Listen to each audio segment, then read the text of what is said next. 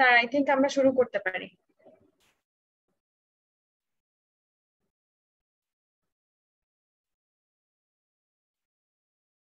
হ্যাঁ, শুরু করে দিই।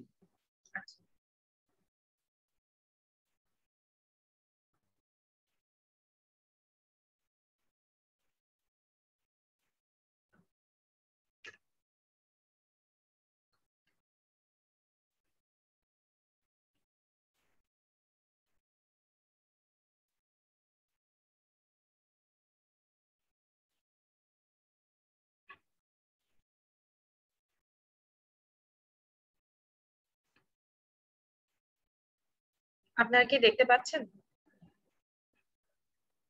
জি আপু, দেখা যাচ্ছে। আচ্ছা, থ্যাংক ইউ। আচ্ছা, আমরা যেটা বলছিলাম প্লে ব্যাপারে, যে বেন জনসন শুধুমাত্র এলিজাবেথের এরাতে না, উনি জ্যাকোবিয়ান এরাতেই মেইনলি লিখেছেন। ওনার জন্ম এলিজাবেথের এরাতে হলেও জ্যাকোবিয়ান এরাতে উনি লিখেছেন। সো আপনারা একটু এটা নোট ডাউন করে রাখবেন। এটা সব বই দেয়া থাকে না, আমরা যেহেতু নিজেরা পড়েছি ইউনিভার্সিটিতে, সো যদি প্রশ্ন কঠিন হয় এভাবে ঘুরিয়ে প্রশ্ন দিতে পারে, ঠিক আছে? তো সেক্ষেত্রে আপনারা একটু জেনে রাখবেন, কারণ কোটেশন আসা হলো কি কবিতা আর না হলো নাটক থেকে, ঠিক আছে? তো এখন আমরা একটু ফোকাসটা করি। যেটা বললাম যে এই স্লাইডে শুধুমাত্র মোস্ট ইম্পর্টেন্ট পার্ট কোনটা আন্ডারলাইন করা আছে, এই প্লে গুলোর নামগুলো মনে রাখতে হবে, রাইট? সো আপনারা একটু ভালো করে মনে রাখবেন এর মধ্যে এই প্লে গুলোর নাম, এবং সবচেয়ে ইম্পর্টেন্ট হচ্ছে ভলপনে এই প্লেটার নাম। আর এখন আমরা যেটা দেখবো সেটা হচ্ছে গিয়ে হিজ ফেমাস প্লেস, এবং তার মধ্যে এখন জানবো যে ভলপনের প্লেটা আসলে কিভাবে লেখা হয়েছে। আমি যেটা বলছিলাম যে ভলপনের প্লেটা হচ্ছে কিছুটা বিস্ট ফেবলের মতো। কিরকম বিস্ট ফেবল বলতে আমরা ইসপের গল্পের মতো বলতে পারি। তো এখানে মেইন কথাটা হচ্ছে কি, আমরা একটা কথা সবসময় শুনি যে বুড়া বয়সে ভীমরতি ধরা। তো এখানে যে ক্যারেক্টারটা আছে ভলপনের, তার নামেই প্লেটা। তো সেই ক্যারেক্টারের হচ্ছে কি বৃদ্ধ বয়সে যে তার মধ্যে একটা লোভ কাজ করা, সবকিছু মানে একজন ইয়াং মহিলার সান্নিধ্য লাভ করার জন্য যে চিন্তা ভাবনা, ওটা নিয়ে হচ্ছে এই প্লেটা গঠিত, মানে লিখা হয়েছে, কম্পোজ করা হয়েছে। তো এটাই আমরা এখন দেখবো। রায়হান কি আছে? হ্যাঁ বুড়া বয়সে ভীমরতি। আচ্ছা, রায়হান একটু নোট টোট করো। আমরা কিন্তু ক্লাসে তেমন নোট টোট দেখি না, তুমি যে করো বা কিছু একটু হ্যাঁ শেয়ার ওই করো। আমি ওই ভল্পের পাশেই লিখে রাখছি বুড়া বয়সে ভীমরতি, আমি ছবি দিয়ে রাখতেছি আপনাকে। আচ্ছা, ঠিক আছে।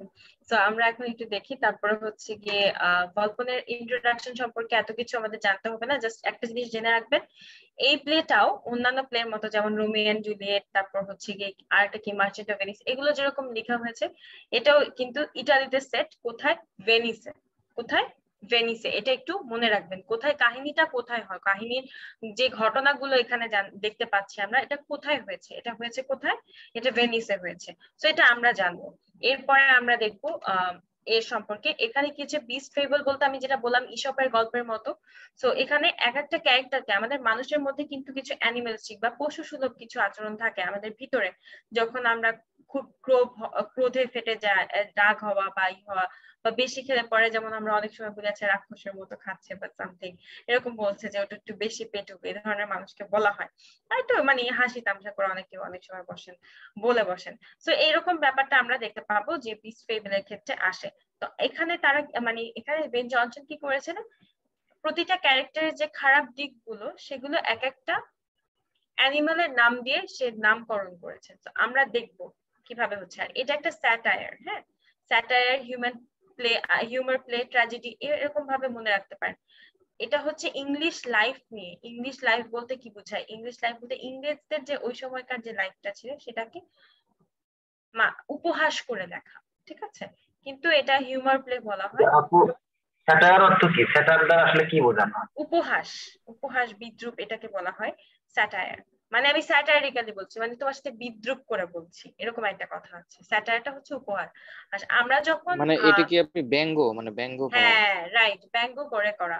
ব্যঙ্গাত্মক আমরা দেখি না যে, আচ্ছা ব্যঙ্গ করে একজন হীরক রাজার দেশে সিনেমাটা কিন্তু একজন ডিকটেটরকে নিয়ে করা, মানে একনায়ক ছিলেন যখন, যে তাকে নিয়ে করা, তাকে ব্যঙ্গ করে করা।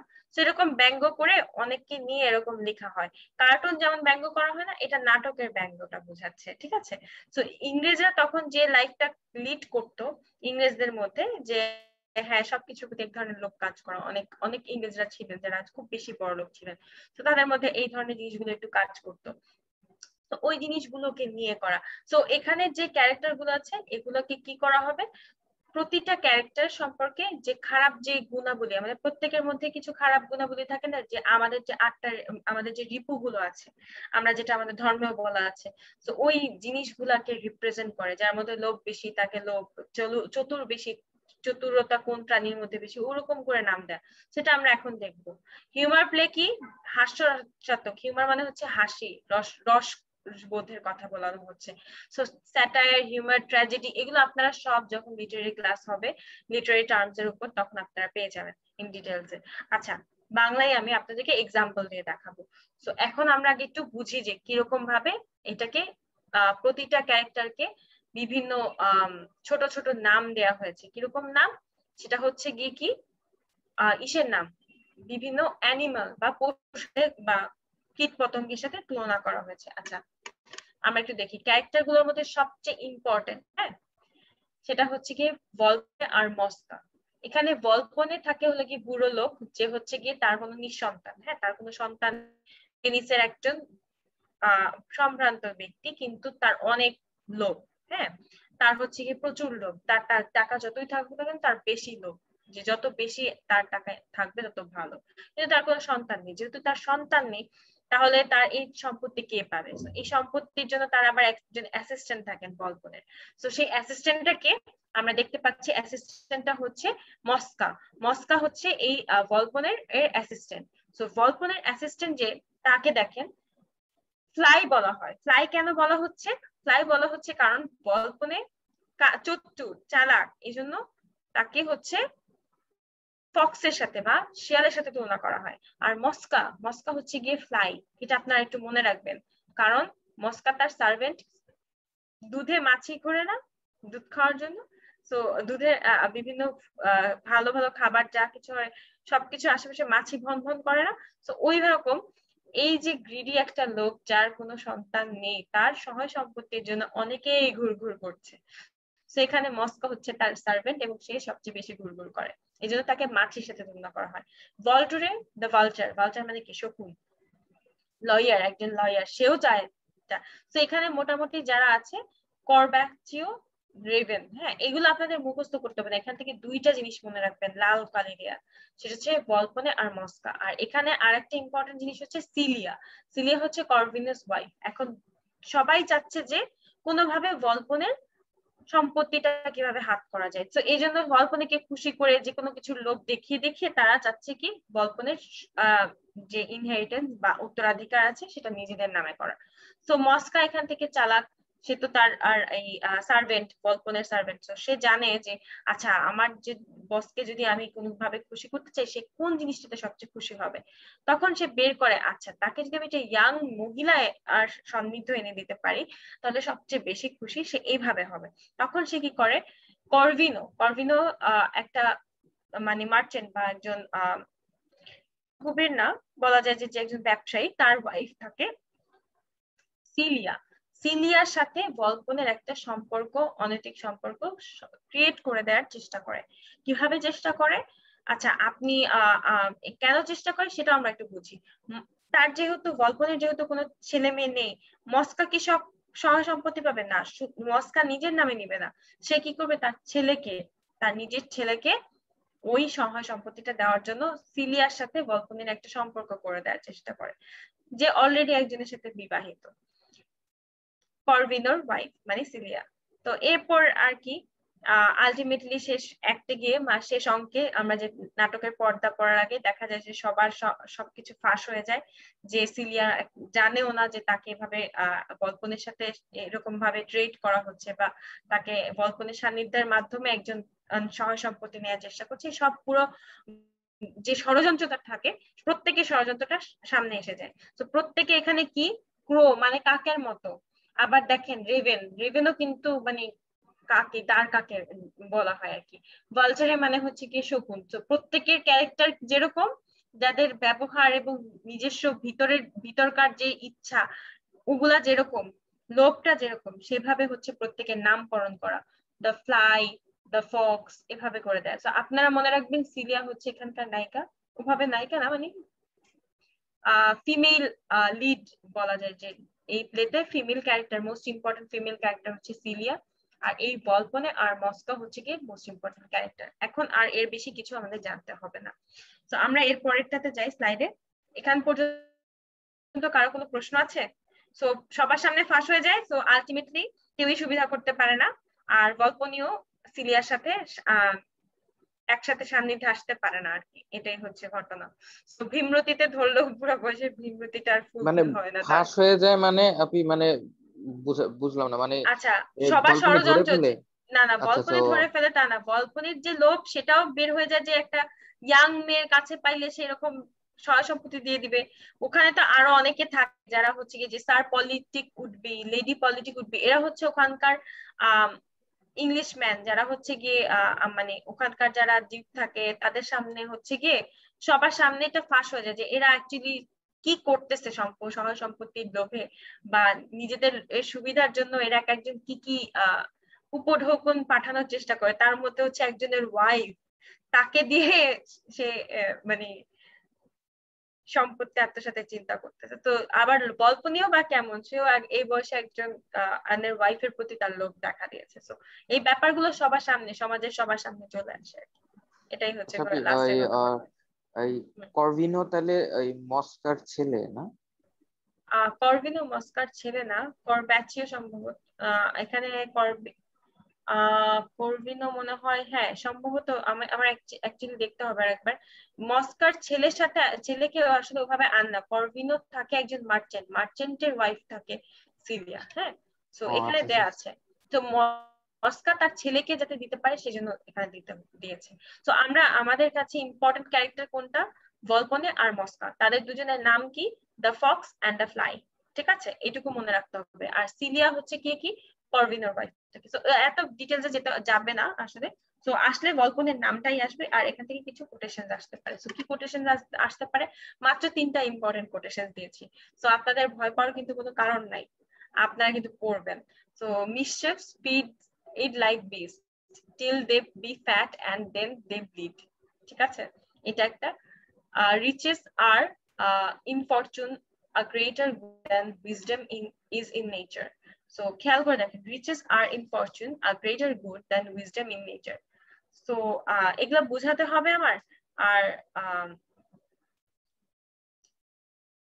এটা হচ্ছে গিয়ে বুঝাচ্ছে যে আমাদের সমাজে আমরা সম্পত্তিকে বা এই সহায় সম্পত্তি বা ম্যাটেরিয়ালিস্টিক যে জিনিসগুলো আছে ওগুলাকে বেশি ফরচুন মনে করি, সবচেয়ে বেশি সম্পদ, মানে সবচেয়ে বড় সম্পদ মনে করি মানুষের।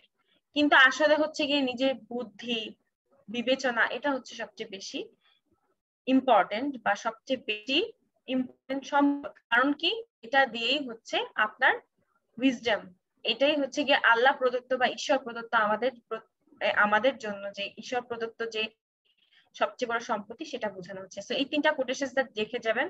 এটা খুব বেশি মনোযোগ দিয়ে যে আপনাদের মুখস্থ করে রাখতে হবে তা না, জাস্ট আইডেন্টিফাই করতে পারেন এভাবে দেখে গেলেই হবে, খুব বেশি মাথা ঘামাতে হবে না। আচ্ছা, এখানে কারো প্রশ্ন আছে? এটার স্লাইডটা কিন্তু শেষ। প্রশ্ন কি আছে কারো? কারো প্রশ্ন থাকলে করেন, না হলে আমরা এর পরের এটাতে যাব। আচ্ছা ওই ওই তাহলে আমাদের ইয়াগুলা শিখতে হবে না, ওই কোটেশনের মানে বাংলা মিনিং গুলা শিখতে হবে না, ওই যেমন আচ্ছা, আপনি কেন বাংলা মিনিংটা শিখবেন, আমাকে একটু বলেন তো। আপনি আপনি এত আমি কিছু বলি, জানেন, আমাদেরও তো জানতে হবে। না আপনাদের জানতে হবে না, আমি তো ইংলিশে অনার্স মাস্টার্স করছি, আমি যা যা থিওরি পড়েছি আপনারা পড়বেন, এত বা কিছু না আপনাদের কি হলে অ্যানালিসিস লিখবে, আপনাদের কোটেশন কিসে আসবে, ইংলিশে আসবে না, ইংলিশ কোটেশন কি বাংলা আসবে, সেটা তো আসবে না। বোঝার জন্য একটা জিনিস, আর হচ্ছে গিয়ে আপনার আপনি বাংলা কোটেশন মুখস্থ করতে চান সেটা আরেকটা জিনিস। বাংলাতে তো কোটেশন আসে না, বাংলায় আসে, কিন্তু আলটিমেটলি বাংলাটা ইংলিশে আসে। কিন্তু বাংলাটা জানলে জিনিসটা মনে থাকে। আচ্ছা, বাংলাটা জানলে এই জিনিসটা মনে থাকে, কিন্তু আপনি বাংলাটা মনে রেখে কি পরীক্ষা হলে অ্যান্সার করে দিয়ে আসতে পারবেন? আপনি বলেন, all the perfumes of Arabia will not sweet in this little hand, এটা আমার মুখস্থ, এটা আমি বাংলায় পড়ি।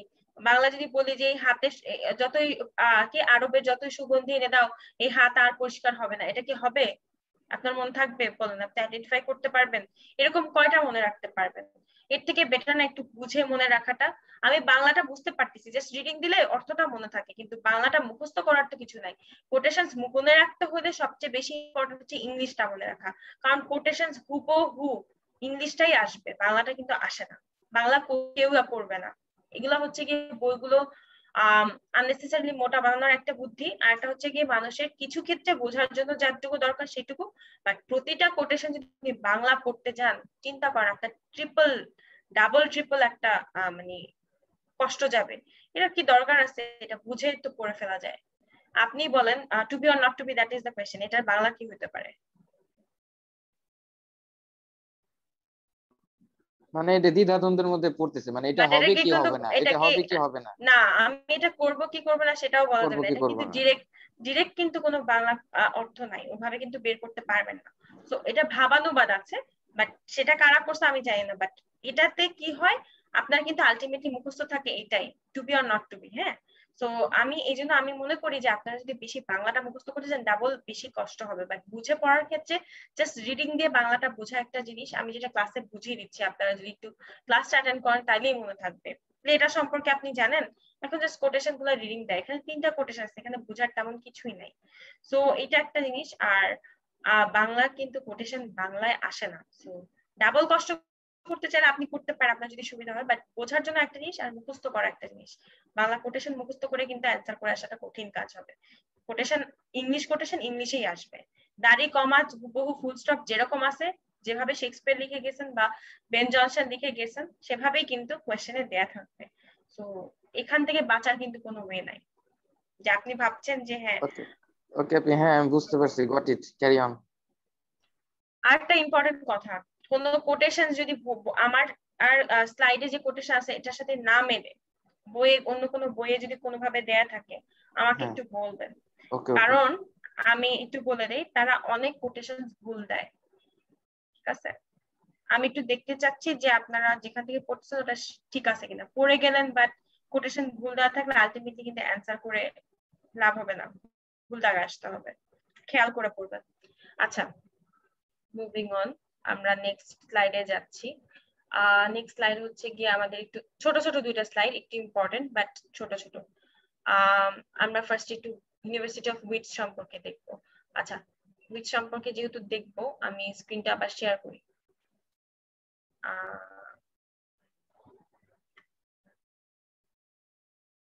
আচ্ছা,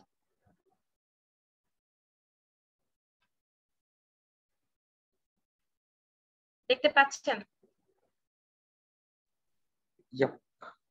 আচ্ছা, এটা খুবই ইম্পর্টেন্ট। হ্যাঁ, ইউনিভার্সিটি অফ উইটস থেকে কিন্তু কোয়েশ্চেন আসে।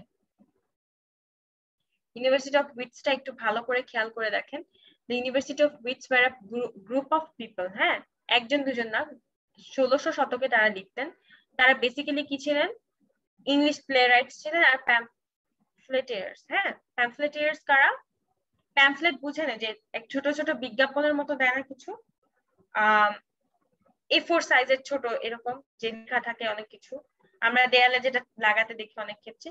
সো আগে কি হতো, ওরকম তো অবস্থা ছিল না যে তারা সবকিছু যা ইচ্ছা তাই লিখে ঘরে ঘরে দিবে প্যাম্পলেটের মতো, যে আমরা ইনভিটেশনে দেখি না যে ছোট ছোট যে পার্টি লেখা থাকে, জয়েন হিয়ার পার্টি এরকম।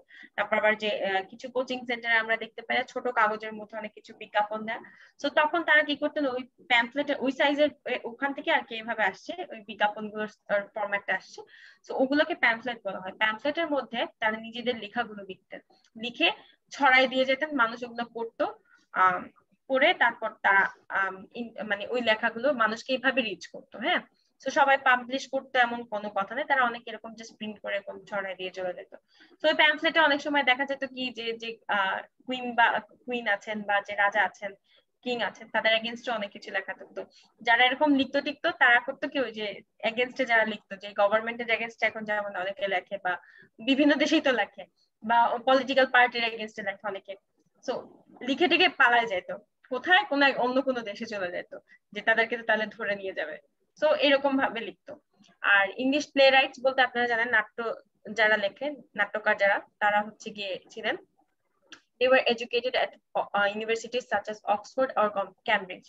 So এখানে কি অক্সফোর্ড আর ক্যামব্রিজের মধ্যে যারা ছিল তারাই হচ্ছে ইউনিভার্সিটি অফ উইটসের মেম্বার, বাট একজন আছেন যে অক্সফোর্ড ক্যামব্রিজে ছিলেন না। তার নাম হচ্ছেন থমাস কিড। থমাস কিডের ক্ষেত্রে মনে আছে কি বলছিলাম, থমাস কিড কেন ইম্পর্টেন্ট একদিন একটু বলেন। আমি কিন্তু পড়েছিলাম এটা, I expect somebody will say. The Spanish Kyd নাকি জানি একটা ছিল। The the Spanish Spanish tragedy, হ্যাঁ, tragedy, very good Spanish very tragedy. Good very good, the Spanish tragedy. So Thomas Kyd হচ্ছে গিয়ে রিভেঞ্জ ট্র্যাজেডি প্রথম লেখা শুরু করে, যেখানে এটা মারামারি, রক্তপাত, ষড়যন্ত্র এগুলো থাকবে, স্টেজে দেখানোর ফার্স্ট স্টার্ট করে। ওখান থেকেই পরে মার্লো, শেক্সপিয়ার তারা লেখা স্টার্ট করে। আচ্ছা, এখান থেকে কারা কারা হচ্ছে, এখানে বাকি সবাই হচ্ছে গিয়ে ইউনিভার্সিটি অফ উইটসের, কেউ অক্সফোর্ডের আর কেউ ক্যামব্রিজের মেম্বার, একজন শুধু ছিলেন না, সে হচ্ছে থমাস কিড। তো এইটুকুই হচ্ছে আমাদের জানতে হবে, এবারে ইম্পর্টেন্ট না। আপনি নামগুলো একটু দেখে রাখবেন, এখানে নামগুলো দেওয়া আছে, ক্রিস্টোফার মার্লো, মার্লো পড়ছেন, রবার্ট গ্রিন, থমাস ন্যাশ, জন লায়েল, তারপরে হচ্ছে থমাস লজ, জর্জ পিল, থমাস কিড।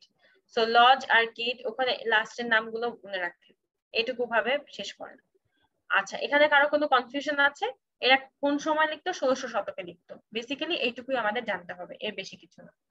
আর কি কোনো কনফিউশন আছে? নো।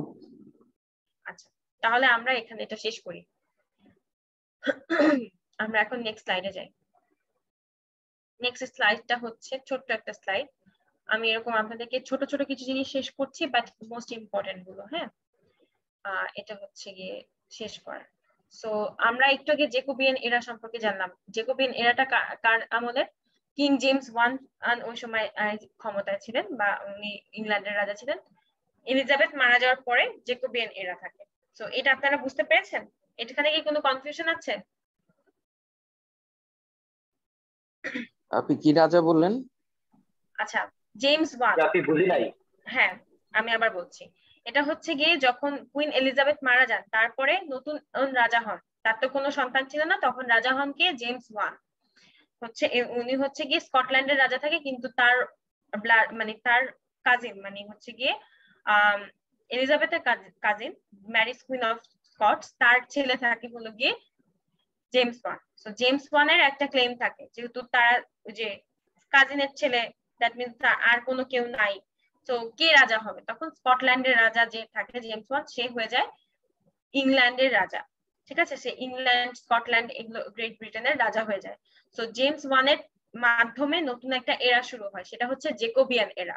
তো জেকোবিয়ান এরাতে সবচেয়ে ইম্পর্টেন্ট যে প্লে রাইটার আছেন, এবং ওই সময়টাতে কিন্তু সবচেয়ে বেশি রিভেঞ্জ ট্র্যাজেডি লেখা হয়েছিল, ওই যে হ্যামলেট, ম্যাকবেথ, আমরা যা যা দেখলাম পড়লাম যেটা। সো থমাস কিরের স্প্যানিশ ট্র্যাজেডি, এগুলো ওখান থেকে কিন্তু আসে, হ্যাঁ। সো ওই সময়টাতে সবচেয়ে বেশি কি লেখা হয়? রিভেঞ্জ ট্র্যাজেডি লেখা হয়। সো জেকোবিয়ান ড্রামাটিস্ট বা প্লে রাইট কে ছিল? জন ওয়েবস্টার। ওনার নামটা খুব বেশি ইম্পর্টেন্ট, আপনারা খুব ভালো করে স্লাইডটা মনে রাখবেন। আমি আপনাদেরকে পিডিএফটা আজকে পেয়ে যাবেন, আমি এইটুকুর জন্য ওয়েট করছিলাম, যেটুকু পড়ানো হলে আমি একবার পিডিএফটা আপনাদেরকে দিয়ে দিব। এখানে দেখেন ইম্পর্টেন্ট কিছু কোটেশনস আছে। এই কোটেশনসটা সবচেয়ে ইম্পর্টেন্ট, আমি আসতেছি কোটেশনস গুলোতে। তার আগে হচ্ছে কি আমি একটু বলে রাখি, এখানে যে তিনটা প্লে নাম আছে, প্লে গুলা একটু মনে রাখবেন। The white devil, the duchess of Malfi. Duchess of Malfi is very important, extremely important, আসতেই পারে, এটার নামটা খুবই আসে। এটা বিভিন্ন পরীক্ষা আসে, শুধু বিসিএস পরীক্ষা না। আপনারা যদি কোনো মন্ত্রণালয়ের চাকরির জন্য পরীক্ষা দেন, সেখানে আপনারা দেখতে পাবেন ছোটখাটো কোনো একটা জায়গা থেকে ডাচেস অফ মালফি, থমাস কিডের স্প্যানিশ ট্র্যাজেডি, এগুলো চলে আসে। কারণ সবাই, কেউ তো অ্যাকচুয়ালি সিরিয়াসলি পড়ে না আসলে লিটারেচার নিয়ে, কারণ 15 মার্ক তারা ছেড়ে দেওয়ার চিন্তা করে। সো অনেক সময় দেখা যায় যে ইংলিশ পার্টে এরকম একটা দুইটা প্রশ্ন দিয়ে দিয়েছে। সো এটাই আমি আপনাদেরকে বলছি যে ওয়েবস্টার জ্যাকোবিয়ান প্লে রাইট ছিলেন। His famous tragedies are The White Devil, The Duchess of Malfi. He wrote another play titled The Devil's Law Case. তো এটা হচ্ছে ট্র্যাজিক কমেডি, হ্যাঁ। তো আমি এখানে বলে দিচ্ছি রিভেঞ্জ ট্র্যাজেডি দুইটা, একটা ট্র্যাজিক কমেডি আছে। সো এইটুকু হচ্ছে আপনাদের পড়তে হবে। আর জন ওয়েবস্টারের সালগুলো তো বেশি মনে রাখতে হবে না, জাস্ট নামটা মনে রাখবেন। এখন আসে কোটেশনস এ। তিনটা কোটেশন আছে ডাচেস অফ মালফি থেকে। ডাচেস অফ মালফিটা মোস্ট ইম্পর্টেন্ট, এই জন্য আপনাদেরকে আমি ডাচেস অফ মালফি থেকে কিছু কোটেশন দিচ্ছি। এটা সম্পর্কে অত বেশি ডিটেলসে জানতে হবে না, জাস্ট কোটেশনস গুলো বুঝে জাস্ট মনে রাখেন। Heaven gates are not so highly arched as prince palaces. They that enter there must go upon their knees. আচ্ছা, এখানে একটু খেয়াল করেন। রাজপ্রাসাদের দরজাগুলো কি হয়, অনেক উঁচু থাকে না? রাজপ্রাসাদের দরজাগুলো যত উঁচু থাকে, এত হাইলি গার্ডেড থাকে, জান্নাত বা মানে বেহেশতের দরজা কি অত বেশি উঁচু থাকবে? এত থাকবে না। কিন্তু অত উঁচু না থাকলেও হেভেনে গেট যাইতে কিন্তু আমাদের নিতে যাইতে হয় না। নি মানে কি, কারো বশ্যতা স্বীকার করে যেতে হয় না, শুধুমাত্র আল্লাহ তাআলা বা ঈশ্বরের ব্যাপারটা আলাদা। কিন্তু যদি প্যালেসে ঢুকতে যান কারো, কোনো রাজার প্যালেসে, তাকে কিন্তু যে বাউ ডাউন বা ওই যে তার বশ্যতা স্বীকার করেই যেতে হবে। কুর্নিশ এখানে করা। হ্যাঁ, সো ওইটাই কিন্তু এখানে বোঝাচ্ছে। হ্যাঁ, যে তার আপনার মানে তাকে অনেক বেশি সম্মান দিয়ে তার বশ্যতা স্বীকার করেই যেতে হবে। নিজের ব্যাপারটা হচ্ছে কি মাস্ট গো আপন দেয়ার নিজ, মানে হচ্ছে কারো ওই যেটা বলেন ভাইয়া কুর্নিশ করা, রাইট? হ্যাঁ, ওইটার ব্যাপারে ওইটাই বোঝানো হচ্ছে। তো এটাই হচ্ছে গিয়ে লাইনটা। ভাইয়া কি বুঝতে পেরেছেন? আপনার কি এখন আর কঠিন লাগছে যে বাংলাটা না জানলে আপনি এটা বুঝতে পারবেন না? বাংলাটা দরকার আছে, বাট সব লাইনে কিন্তু বাংলা করা সম্ভব না আসলে। হ্যাঁ, মোস্ট ইম্পর্টেন্ট গুলো সম্ভব। হাস্যকর। আচ্ছা ভাই একটা কথা, দ্য ডাচেস অফ মালপি, আমার মনে হয় আমরা কোটেশন গুলা কখন পড়বো, আগে আপনি হিস্টোরিটা বললে তারপরে কোটেশন গুলা ওটার সাথে রিলেটেড করলে ধরতে সুবিধা হয়। আচ্ছা, ডাচেস অফ মালফি সম্পর্কে আমি মনে করি যে অত বেশি জানার দরকার আপনার হবে না, কারণ এটা এইখান থেকে যদি আসে, জাস্ট নামটা আসে, আর না হলে কোটেশনস গুলো আসে। কোটেশনস গুলো সম্পর্কে আপনি জাস্ট এখন আইডিয়া রাখেন, তাহলে আমার মনে হচ্ছে হবে। এটা ওই রিভেঞ্জ ট্র্যাজেডি, মানে একটা প্লট হয়, ষড়যন্ত্র হয়, মারামারি হয়, ওই সেমই ঘটনা, রিভেঞ্জ ট্র্যাজেডি গুলো সেমই। বাট এখন যদি আপনারা চান ডিটেলস আমি পড়াই, তাহলে আরো টাইম লাগবে। সো আপনাদের উপর ডিপেন্ড করে, আপনারা কি না পি, চাচ্ছেন মানে আরো আমি ডিটেলস জাস্ট, জানতে? না পি, আমি জাস্ট বলতে চাচ্ছি যে আপনি যে মানে জাস্ট কাহিনীটা এক কথায় শেষ, মানে এখানে এটা হয়েছিল, এটা হয়েছিল শেষ, মানে এইরকম আর কি, মানে জাস্ট। আচ্ছা, আমরা কোটেশনস গুলো একটু দেখি, তারপর আমি আসতেছি। এটা একটু কমপ্লিকেটেড, তো আমি আপনাদেরকে জানি না কতটুকু ইজিলি বোঝাতে পারবো। আচ্ছা মানে আপনি কাহিনীটা কি, মানে কি নিয়ে ডাচেস আচ্ছা, অফ মালফি দ্বারা আসলে কি বোঝাচ্ছে? ডাচেস মানে কি? আপনি যদি আমার এইসব কথা বলেন আমি কই যাব? আচ্ছা, ডাচ। ডিউক আছে, ডাচেস অফ কেমব্রিজ আমরা বলি না, কেট মিডলটন, আপনারা তো জানেন উইলিয়ামের ওয়াইফ। সো ওইখানকার মানে রাজাদের আন্ডারে আর কি একটা এরিয়ার হেড আর কি। তো এখানে হয় কি ঘটনাটা, এখানে তেমন কিছুই না। আহ একজন ডাচেস থাকেন, স্পিরিটেড, হ্যাঁ স্টোরি।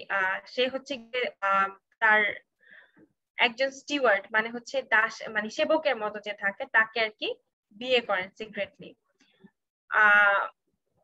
সিক্রেটলি বিয়ে করার এখানে একটা ঘটনা আছে যে ওই বিয়ের সময় তার দুই ভাই যে ছিলেন, তারা খুব বেশি হেট করতো অ্যান্টোনিওকে। হ্যাঁ, তো এই যে অ্যান্টোনিও নামগুলো বলছে, এগুলো কনফিউজ হয়ে যাবেন না যে অ্যান্টোনিও আর ক্লিওপেট্রার সাথে আবার মিলা ফেলবেন না। তো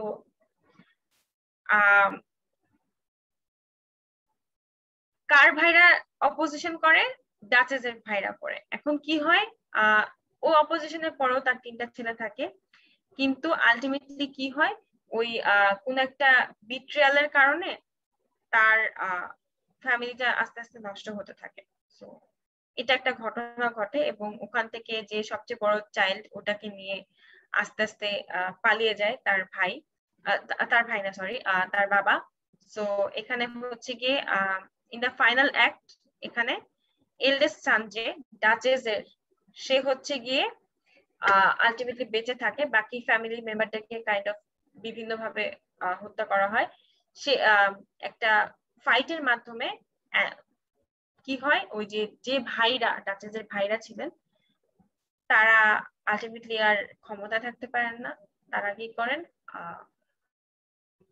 তারা ওই তার বোনের যে বড় ছেলে থাকে, তাকে রুলার করে দেয়। তো এখানে পুরাই একটা ফালতু, ঘটনা পুরাই খুব একটা ফালতু সিম্পল। কাহিনী, শুধু শুধু সময় নষ্ট হইলো। আচ্ছা এখানে একটা, আচ্ছা আমি এখানে একটা কথা, এখানে একটা ব্যাপার আছে। আহ সে যে বিয়ে করছে একজন সেবককে, সে কি ডাচেস থাকে? বাট এখানে একটা ইম্পর্টেন্ট লাইন আছে। Before her death she says, I am Duchess of Malfi still, মানে আমি না থাকলেও আমি যে ডাচেস ওখানকার সেটা এখনো আমি আছি, সে খুব ইয়েতে বলে। তো আমি এই জন্য টাইমটা নষ্ট করতে চাই নাই। তারপর আমাদের রায়হান ভাইয়ের ইচ্ছে আমি বললাম। তো এখানে একটা ব্যাপার আছে, আপনারা একটু বলে রাখেন। সবগুলো বাচ্চা কিন্তু মারা যায়, বাকি 3টা ছেলের মধ্যে থেকে বাকি 2জন মারা যায়, শুধুমাত্র বড় ছেলেটাই বেঁচে থাকে। সো এখানে আরেকটা বিষয় একটু মনে রাখবেন, আমি যেটা বলি নাই সেখানে হচ্ছে গিয়ে আপনারা একটা জিনিস জানেন যে অ্যাডাম আর ইভের কাহিনী তো জানেন তাই না?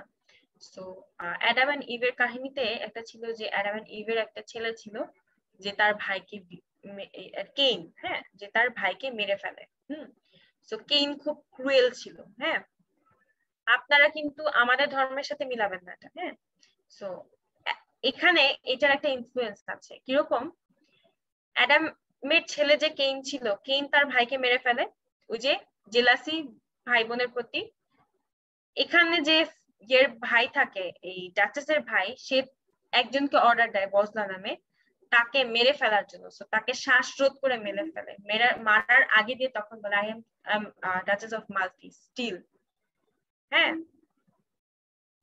তো আপনারা বুঝতে পারছেন যে এরকম ডার্ক জিনিস কিন্তু আগে ওই আমল ছাড়া দেখানো হতো না স্টেজে। তো এটা কিন্তু ডার্ক যে একটা ভাই অর্ডার দিচ্ছে তার বোনকে মেরে ফেলার জন্য, তার বাচ্চাদেরকে মেরে ফেলার জন্য। তখন কি হয়, অ্যান্টনিও তার ছেলেকে নিয়ে, বড় ছেলেটাকে নিয়ে পালিয়ে যায়। তো আলটিমেটলি লাস্টে রুলার হয় তার ছেলে, বড় ছেলেটা যে থাকে সে।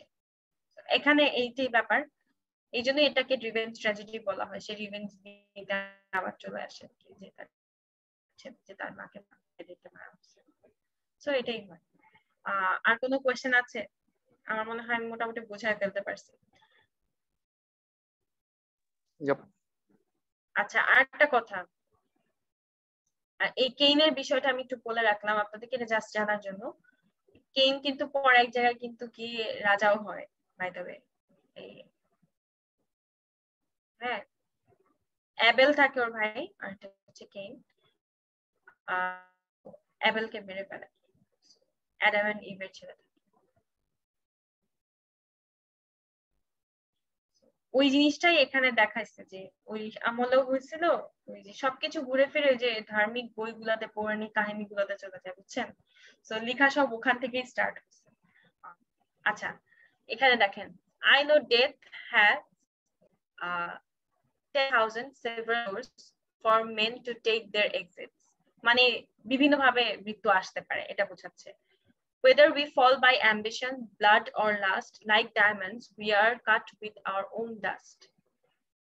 মানে হচ্ছে আমরা আমাদের গ্রিড হোক, অ্যাম্বিশন হোক, লাস্ট হোক, সবকিছু দিয়ে নিজেদের ফল ক্রিয়েট করি। যেমন ডায়মন্ড আলটিমেটলি কি হয়, কাজ দ্বারা কাজ দ্বারা কাটে, তাই না? আমাকে একটু কারেক্ট করবেন, শহীদুল স্যার কি আছেন? কাজ দ্বারাই মনে হয় কাটা হয়। কাজ, হ্যাঁ হ্যাঁ, কাজ দ্বারা কাটা যায়, ডায়মন্ড দ্বারা কাটা যায়, দুইটা দিয়ে কাটা হ্যাঁ যায়। এক্স্যাক্টলি। সো এখানে এটাই মিলানো হচ্ছে যে আমাদের আলটিমেটলি ওন ডাস্ট, ডায়মন্ডের ডাস্ট কি ডায়মন্ড দিয়ে কাটে না, ডায়মন্ডের গুঁড়া দিয়ে ডায়মন্ড কাটে, রাইট? সো ওইটাও হচ্ছে কি নিজেদের ডাস্ট দিয়ে নিজেকে কাটতে পারে। সো আমরা আমাদের নিজেদের লাস্টের মাধ্যমে বা আমাদের গ্লোবের কারণে আমরা আলটিমেটলি আমাদের ফলটা হয়। তো এখানে কঠিন লাগছে এখন আপনাদের? বলেন। ডাচেস অফ মাল্কিটা কিন্তু ইম্পর্টেন্ট, একটু ভালো করে মনে রাখবেন। হ্যাঁ, নামটা এখানে অনেক আমার খুব মানে খুব ভালো লাগতেছে শুনতে, বারবার বলতে ইচ্ছা করতেছে, দ্য ডাচেস অফ মালফি, মানে একটা সুন্দর নাম। তো ডাচেসকে তো মেরে ফেলছে তার ভাই, আসলে স্ট্র্যাঙ্গেল করে। স্ট্র্যাঙ্গেলেশন এই একটা ওয়ার্ড শিখে রাখেন। স্ট্র্যাঙ্গেল মানে হচ্ছে শ্বাসরোধ করে হত্যা করা। ওকে, তো ওয়াও, এখানে আমরা শেষ করতে পারি। ইয়াটা বলেন। স্পেলিংটা বলেন। আচ্ছা, STRAN স্ট্র্যাং, GLE স্ট্র্যাঙ্গেল। আমি লিখে দিচ্ছি চ্যাট বক্সে, আমি এটা চ্যাট বক্সে লিখে দিচ্ছি, একটু লিখে রাখেন।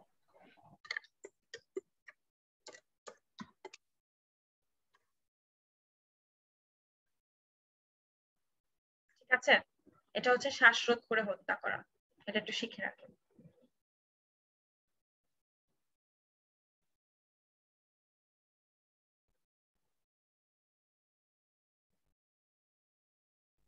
Yep. আচ্ছা, এখানে কি বোঝার আর কিছু আছে বলেন? No. আচ্ছা, এখানে অল্প কিছু কোটেশন, সো আপনারা মুখস্থ করে ফেলবেন। আচ্ছা, এরপরে হচ্ছে আমরা এরপরে কি লিখবো? ওকে, আমরা এখন কিছু অশ্লীল কবিতার দিকে যাব।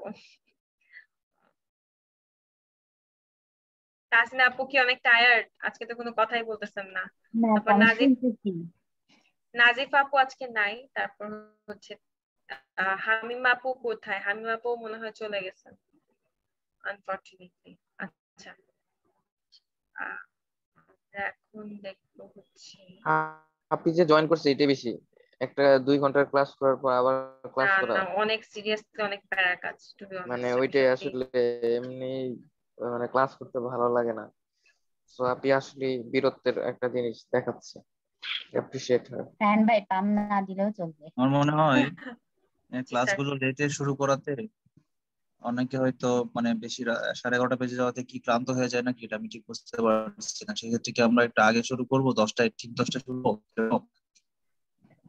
স্যার আমি এটা নিয়ে আপনার সাথে একটু ডিসকাস করে আমি গ্রুপে একটা পোস্ট দিয়ে তারপর জিজ্ঞেস করবো। সমস্যা নেই স্যার। এটা তো ভাইয়া হইতে পারে যে কার কার সমস্যা, এটা গ্রুপে হ্যাঁ, বললে আমি একটু কথা ইয়া বলবো করতে না। পারে। আর আরেকটা জিনিস হচ্ছে স্যার, আমি এই নেক্সট আজকের পরে হচ্ছে কি টানা কিছু গ্রামার ক্লাস নিয়ে নিব। তো ওটা স্লাইড আমি যেগুলো স্লাইড দিয়ে পড়ানো দরকার স্লাইড দিয়ে বুঝাবো, আর যেগুলো হচ্ছে কি আমাদের নরমালি বোর্ডে করানো হয় আপনাদের সবচেয়ে ইম্পর্টেন্ট যে টপিক গুলো যেমন হচ্ছে গিয়ে ভার্ব, ক্লজ, ফ্রেজেস, এগুলো আমি আলাদা করে রাখবো। তার আগে আমরা ছোট ছোট কিছু টপিক শেষ করব। ওগুলো করার পর আমরা বড় টপিক গুলোতে যাবো, এবং ওই ক্লাসগুলোতে আমি চাবো যেন সবাই প্রেজেন্ট থাকে, আমি আলাদা করে বলে দিব। সো প্যারার কোনো কারণ নেই, এটা তো রেকর্ডেডই আছে, সো অনেকে দেখে নিতে পারবেন, সমস্যা নেই। আচ্ছা, আমি একটু দেখি। হ্যাঁ, গ্রুপে আপলোড দিয়ে দিব। আর স্যার আপনার এখন কি শরীর ভালো মনে হচ্ছে আগের থেকে অনেকটা? হ্যাঁ, আগের চেয়ে ভালো। আমি ইনশাল্লাহ আগামীকাল থেকে ক্লাস নিতে পারবো। স্যার আপনি রেস্ট নিয়ে নেন, এরপরে ক্লাস নেন, কোনো সমস্যা নাই, আজকে তো কথা কোনো বলতে পারছি। তাড়াহুড়া নাই। So, হ্যাঁ, তারা আমি ওরা আশা আছে করি স্যার অলরেডি 2-3 দিন। আমি ইনএক্টিভ ছিলাম 2-3 দিন, ক্লাস মিস হয়ে গেছে। তো এটা অনেক লস হয়ে গেছে আর কি। আগামীকাল থেকে ইনশাল্লাহ কাম ব্যাক করবো। ইনশাআল্লাহ। আসলে আচ্ছা, স্যারকে ছাড়া কোনো গ্রুপে আসলে টিকে না, মানে কেমন জানি জমজমাট শূন্য হয় শূন্য না, লাগে। হ্যাঁ, জমজমাট জমজমাট হয় না। হয় না, জমজমাট হয় না। স্যার জমায়ে দেয়, ওই ডিপ জলের কথা বলে, ওই যে ডায়লগ দেয় না। চলে যায় নাকি ক্লাস তো করা হয়। আচ্ছা, পড়ার মাঝখানে একটু বিনোদন হলে, ছাত্ররা যদি আনন্দ খুঁজে পায়, তাহলে পড়াটা ভালো হয় আর কি। আসলে পড়ার এটা মাঝখানে একটু ভাই, মাঝে মাঝে একটু বিনোদন দরকার। আচ্ছা স্যার হ্যাঁ আপনি আসলে একটা বিনোদনী একটু দিয়ে দেন আজকে স্যার, তাহলে আমরা একটু, যে তাহসিন আপু অনেক লম্বা ক্লাস করে আসছে। ভাই, ভাই একটু বিনোদন দিয়ে দেয়। আজকে সিচুয়েশন নাই, আজকে আমার কোনো অবস্থা খারাপ, পান করার মতো সিচুয়েশন নাই সে- আজকে। আচ্ছা, সেমন্তি আপনি, সেমন্তি আপনি বললো কিভাবে ভাই আজকে একটু বিনোদন দিয়ে দেয়? আচ্ছা, অনেক মজা হয়ে গেছে। এখন আমার মনে হয় এটাই একটা বিনোদন হয়ে গেছে। আচ্ছা, আসলে আচ্ছা আপনি ক্যারি অন। সামনে এখন যা পড়াবো সবই বিনোদন। আর স্যার আপনি এটা জাস্ট শুনেন, আপনি একটা একটা লাইন এখান থেকে কোটেশন আজকে সেভ করবেন, আমি বলে দিব, ওগুলো আপনি আমাদের ম্যাডামকে পাঠাবেন। এটা হচ্ছে আপনার জন্য স্পেশাল ক্লাস। আচ্ছা, ওকে। আচ্ছা, আমরা মেটাফিজিক্যাল পোয়েটস বলতে কি বুঝি আমরা একটু বুঝবো। 17th সেঞ্চুরিতে তারা লিখতেন। আচ্ছা, তারা কি হতো, আনইউজুয়াল কিছু কনসেপ্ট ইউজ করতো। কনসেপ্ট ওয়ার্ডটা নিয়ে এখন মাথা ঘামাইতে হবে না। কনসেপ্ট হচ্ছে কি অতিরিক্ত মানে ভাবে অতিরঞ্জিত করে একটা জিনিসকে প্রেজেন্ট করে তারা ফোকাস করতো যে হ্যাঁ কোনো কিছু যে সুন্দর সেটাকে আর অনেক বেশি ফোকাস করতো, যে যেটা না ওটা অতিরঞ্জিত করে বলা, এক্সাজারেশনের কাছাকাছি। ঠিক আছে, এক্সাজারেশনটা হচ্ছে কি অতিরঞ্জিত করে বলা। সো এখানে কনসেপ্ট বলতে আপনারা মাথা ঘামাবেন না, কনসেপ্ট আপনারা আরো ডিটেইলসে আমরা এখন একটা জিনিস একটু দেখবো, ল্যাঙ্গুয়েজটা কি ছিল, খুব সিম্পল ল্যাঙ্গুয়েজে লেখা হতো, ইয়ের মতো দাও দি লিখতো না, ঠিক আছে, এটা হচ্ছে সবচেয়ে বড় কথা। শেক্সপিয়ারের মতো কিছু এইসব লিখতো না, বা মার্লোর মতো থাকতো। এক্সাজারেশন, এটার স্পেলিংটা একটু বলেন তো। আমি লিখে দিচ্ছি। হ্যাঁ, একটু লিখে দেন।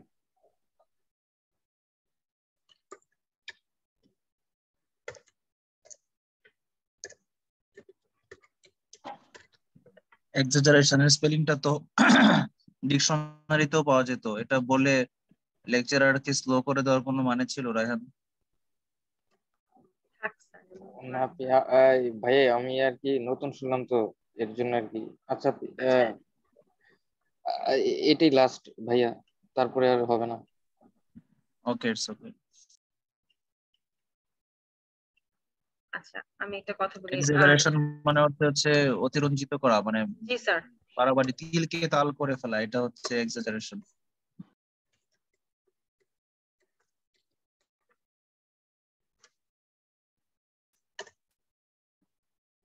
আমার ল্যাপটপটা একটু স্লো হয়ে গেছে, দেখতে পাচ্ছেন গেছে কি?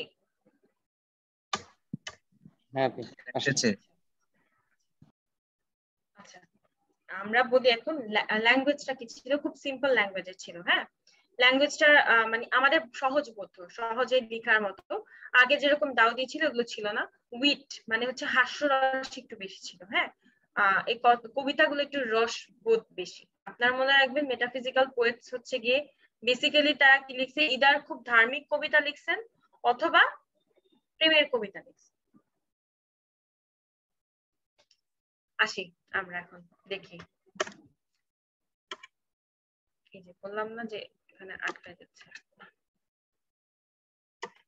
হ্যাঁ, তারপর হচ্ছে গিয়ে লাভ রিলেটেড যেরকম ট্রেডিশন ছিল, যে অনেক বেশি যে দেখতো না, সারাই compare D to a summer's day, এই ধরনের কিছু লিখতো না।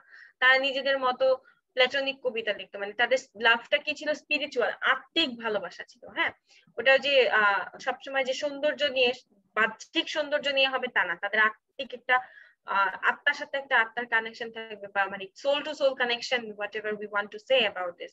সো ওরকম একটা কানেকশনের ব্যাপারে তারা ফোকাস করতো। So metaphysical, that means something that is beyond physical world, মানে আমাদের এই যে বাহ্যিক যে পৃথিবীটা আছে বা বিশ্বটা আছে, তার থেকে আধ্যাত্মিক একটা, আধ্যাত্মিকতাটা ওখানে নিয়ে আসা, পৃথিবীর বাইরের আবার মনে করবেন না, মানে স্পিরিচুয়াল আধ্যাত্মিকতার দিকে একটা যে পোয়েম গুলো লেখা, সেগুলো হচ্ছে মেটাফিজিক্যাল পোয়েট্রি। আচ্ছা, একটা জিনিস কি, এখানে একজন মহিলাকে নিয়ে লেখা থাকবে, সো এবং তার সাথে একটা রিলেশনশিপ নিয়ে লেখা থাকতে পারে, অথবা আপনার যে ক্রিয়েটর মানে ঈশ্বর, তাকে নিয়ে, তার ক্রিয়েশনের সাথে আপনার যে সম্পর্ক সেটা নিয়ে লেখা থাকবে। সো দুইটা জিনিস আছে, আপনার ভালোবাসার মানুষ হতে পারে, অথবা আপনার যে আপনার ঈশ্বরের সাথে একটা সম্পর্ক, সেটা যে আত্মিক সম্পর্ক, সেই আত্মিক সম্পর্ক নিয়ে লেখা। সো আপনারা বুঝতে হবে যে শুধুমাত্র একজন মানুষকে কাছাকাছি সামনাসামনি থেকে ভালোবাসতে হবে ওরকম না, ভালোবাসার যে আত্মিক একটা বন্ধন আছে সেটাকে এই পোয়েট্রিতে লেখা হতো, পোয়েট্রিতে ফোকাস করা হতো। তো এখানে আমি মোটামুটি মেটাফিজিক্যাল বলতে কি বোঝায় এটা বুঝিয়ে দিলাম। আচ্ছা, এখন আসি আনইউজুয়াল ইমেজেস। কিরকম দেখা যেত যে কম্পাস, ম্যাপ, জিওগ্রাফি, গ্লোব, এগুলোর সাথে অনেক কিছুর সাথে না তারা কম্পারিজন করতো, সিমিলি মেটাফর এগুলো ইউজ করতো। কিরকম করতো, জিওগ্রাফি, অ্যাস্ট্রোনমি, ম্যাথমেটিক্স, অ্যালকেমি, এগুলোর সাথে, হিস্ট্রির সাথে তারা নিজেদের ভালোবাসার একটা কম্পারিজন করতো, বা তাদের যে নিজস্ব সম্পর্ক আছে গডের সাথে সেটা নিয়ে করতো। সেটা আমরা এখন দেখবো। আচ্ছা, এখন তাদের মধ্যে এক নাম্বার আছেন কে, ডান সাহেব। আচ্ছা, ডান সম্পর্কে আমি একটু বলি। জন ডান খুবই ইম্পর্টেন্ট, খুবই খুবই খুবই ইম্পর্টেন্ট, এটা বাদ দেওয়ার কোনো ওয়ে নাই। এখান থেকে প্রত্যেক এক বছর পর পরই, বা লাস্ট কয়েক বছর তো আমরা রেগুলার দেখলাম 41 42 আসছে। এবং ইম্পর্টেন্ট হওয়ার আরেকটা রিজন হচ্ছে রবীন্দ্রনাথ ঠাকুর শেষের কবিতাতে কিছু লাইন তার ট্রান্সলেট করেছিলেন, তো ওটা আমরা দেখবো। এটাও আবার 42তমতে আসছে। তো আপনারা মনে রাখবেন যে সে যতটা না ইম্পর্টেন্ট, তার থেকে আমাদের জন্য ইম্পর্টেন্ট, কারণ রবীন্দ্রনাথের মতো একজন আমাদের কবি, বিশ্বকবি, সে তার লেখা ট্রান্সলেট বাংলায় খুব সুন্দর ট্রান্সলেশন করেছিলেন। তো কিছু লাইন শেষের কবিতা আবার ইউজ হয়েছে। আচ্ছা, সে কি করতেন? ভালোবাসার কবিতা লিখছেন। ফার্স্ট আমি আপনাদের একটু বলে দেই, সে প্রথমে কি ছিল? ক্যাথলিক ছিল। আপনারা তো জানেন যে রোমান ক্যাথলিক বলে একটা ব্যাপার আছে, বাট সে ক্যাথলিক থাকার পরে পরে কি হয়, সে আর ক্যাথলিক থাকে না, অ্যাংলিকান হয়ে যায়। সে ক্যাথলিকও না, রোমান ক্যাথলিকও না, আবার প্রোটেস্ট্যান্টও না। হ্যাঁ, তখন এটা আবার আলাদা একটা চার্চে চলে যায়। তো উনি প্রথমে খুব ভালোবাসার কবিতা লিখতো, খুবই মানে একটু অশ্লীল ধরনের কবিতা লিখতো, খুব প্রেমিক মানুষ ছিলেন। তো তার ভালোবাসা নিয়ে অনেক কবিতা আছে। তারপরে হঠাৎ করে কি হয়, লাইফে একটা ট্র্যাজেডি ঘটার পরে সে কি হয়ে যায়, খুব ধার্মিক হয়ে যায়। এতই ধার্মিক হয়ে যায় যে সে ওই চার্চের, অ্যাংলিকান চার্চের ডিন হয়ে যায়। হ্যাঁ, তো প্রথমে খুব ভালোবাসা দেখে না, ওই কিছু মানুষ থাকে না যে সারা জীবন প্রেম প্রেম করে এসে তারপরে হুজুর হয়ে যায়। তো হুজুর আবার মাইন্ড করবেন না যারা, হুজুর বলতে আমি বুঝাচ্ছি খুব ধার্মিক হয়ে যায়, ওরকম একটা ব্যাপার তার মধ্যে ছিল। তো ওইটা ট্র্যাজেডিটা কি হয়, সে মাঝখানে কোয়েশ্চেন করা শুরু করে যে গড আছে কি নাই, কারণ তার ভাই জ্বরে মারা যায়। হ্যাঁ, তো একবার তাকে প্রিজনে নিয়ে যাওয়া হয়, তারপর তার ভাই জ্বরে আক্রান্ত হয়ে মারা যায়। তো এটার থেকে সে যে রোমান ক্যাথলিক থাকার কারণে প্রশ্ন করা শুরু করে, আচ্ছা তাহলে কি আল্লাহ মানে ঈশ্বর কে আছেন? তো এটা নিয়ে একটা প্রশ্ন করে। তো এরপরে হচ্ছে গিয়ে চার্চের দিন হয়ে যায় আস্তে আস্তে। তখন সে কি করে, সব ধর্ম রিলেটেড কবিতা লেখা শুরু করে। আমরা ওটাতেও আসতেছি। এখন আমরা মোস্ট ইম্পর্টেন্ট কোটেশনে আসি, খুব বেশি এখানে বলবো না, এখানে কবিতাটা খালি একটু বুঝবো। স্যার আপনি এখান থেকে নোট করতে পারেন। হ্যাঁ, সো দ্য সান রাইজিং এর মধ্যে আমি নোট করার মতো সিচুয়েশনে নাই আপু। স্যার আপনি একটা আমি স্ক্রিনশট আছি, নিতে পারেন, আমি স্ক্রিনশট কানেক্টেড নিয়ে আছি, ঠিক পাঠায় আছে। দেন। হ্যাঁ স্যার আমি জানি। আচ্ছা, ওকে ওকে, সো সমস্যা নাই স্যার, ভিডিও দেখে নেবেন। আমি স্যার সুন্দর করে সব লিস্ট করে পাঠিয়ে দিব, সমস্যা নেই। আচ্ছা, দ্য সান রাইজিংটা আমি একটু বুঝাই। সানরাইজিং এর মধ্যে সবচেয়ে ইম্পর্টেন্ট ব্যাপারটা হচ্ছে গিয়ে এটা একটা রোমান্টিক পোয়েম। কিরকম রোম্যান্স, কিরকম ভালোবাসা বলতে এখানে বোঝানো হচ্ছে তার ভালোবাসা রিলেটেড, কি সময়ের সাথে কোনো কিছুর সাথে তার ভালোবাসা ঠিক চেঞ্জ হয় না, তার কোন ভালোবাসা কোনো সময় বোঝে না, তার ভালোবাসা কোনো সিজন বোঝে না। দেখেন, love all life, no season knows nor clime, that means কোনো ক্লাইমেট অবস্থা কোনো কিছু সে বুঝে না। তো এখানে দ্য সান রাইজিং এ কি হয়, সে অনেক ব্যস্ত, সারাদিন তার কাজ করতে হয়, কিন্তু রাতের বেলা সে তার ভালোবাসার মানুষের পাশাপাশি কাছাকাছি থাকার একটা সময় পায়। কিন্তু এই যে সানটা রাইজ করে প্রত্যেক দিন, এই বুড়া সানটা রাইজ করে, এখানে কি বলে, busy old fool unruly sun. That means কি, বিজি ওল্ড বলতে এখানে সানকে বোঝানো হচ্ছে যে তুমি কেন সকালবেলা উঠো, তুমি যদি না উঠতা তাহলে আমার আমার যে ভালোবাসার মানুষ আছে তার কাছ থেকে দূরে যেতে হতো না, আর আমার এভাবে কষ্ট করে আবার ফেরত যেতে হতো না কাজে। তো আমি তার সাথে আরো টাইম স্পেন্ড করতে পারতাম, এরকম একটা বিষয়। তারপর নর hours days month which are the rags of time, that means ভালোবাসার কোনো টাইমই বুঝে না, ডে মান্থ কোনো কিছুই তার বুঝে না, তার ভালোবাসা সবসময় একই রকম থাকে, তার ভালোবাসার মানুষের জন্য তার ভালোবাসা বেশি থাকে, এটাই বোঝাচ্ছে। তো আর তার ভালোবাসা অনেক ইম্পর্টেন্ট, ঠিক আছে তার জন্য। এখানে কি আর বোঝার কিছু আছে বলেন? কোনো কিছু বুঝতে অসুবিধা হচ্ছে?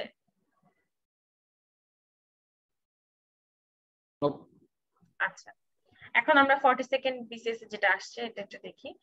For God's sake hold your tongue and let me love, এটা একটা ভালোবাসার কবিতা, এর নাম হচ্ছে দ্য ক্যানোনাইজেশন। হ্যাঁ, এটাই আমাদের শেষের কবিতাতে বাংলায় ট্রান্সলেট করা হচ্ছে, এটাই এবার 42তমতে আসছে। এটা বেশ কঠিন একটা প্রশ্ন, কারণ আমরা তো জানি না আসলে বাংলা অনেক রাইটারই অনেক রাইটারকে, ইংলিশ অনেক রাইটারকে ট্রান্সলেট করেছেন, বাট যেহেতু এটা জন ডান এবং যেহেতু এটা অনেক বেশি ফেমাস একটা ডায়ালগ, সেটা হচ্ছে দোহাই তোদের একটুকু চুপ কর ভালোবাসিবারে দে আমারে অবসর। এটা হচ্ছে বাংলা অনুবাদটা যেটা রবীন্দ্রনাথ ঠাকুর করেছেন। দোহাই তোদের একটুকু চুপ কর ভালোবাসিবারে দে আমারে অবসর, এটা হচ্ছে শেষের কবিতায় অমিত রায় নায়ক যে থাকে সে লাবণ্যকে নিজে মানে ইমপ্রেস করার জন্য কনভারসেশন শুরু করার পরে তখন সে আর কি এই লাইনটা ইউজ করে। সো ক্যানোনাইজেশনে হচ্ছে for God's sake hold your tongue and let me love, for God's sake hold your tongue and let me love, এটা হচ্ছে বাংলাতে আপনাকে আমি বললাম। সো এই লাইনটা খুব ইম্পর্টেন্ট, এটা আপনারা মনে রাখতে পারেন, ক্যানোনাইজেশন থেকে এটা এসেছে। আর জন ডানের দ্য সান রাইজিং, এটা কে লিখেছে এই কবিতাটা, এটাও আসছে। এই জন্য আমি এখান থেকে কোটেশনসটাও দিলাম। আচ্ছা, এখন আমরা যে ধার্মিক কবিতা, যে যখন সে আর কি অনেক মানে ইয়া হয়ে গেল, কি জানি বলে, ধার্মিক হয়ে গেলেন, তখন সে লিখলো ব্যাটার মাই হার্ট 3% গড। এখানে আমি একটা জিনিস একটু বুঝাই। খ্রিস্টান ধর্মে তিনটা জিনিস থাকে, একটা কি, the Father, the Son and the Holy Spirit, তিনটা থাকে।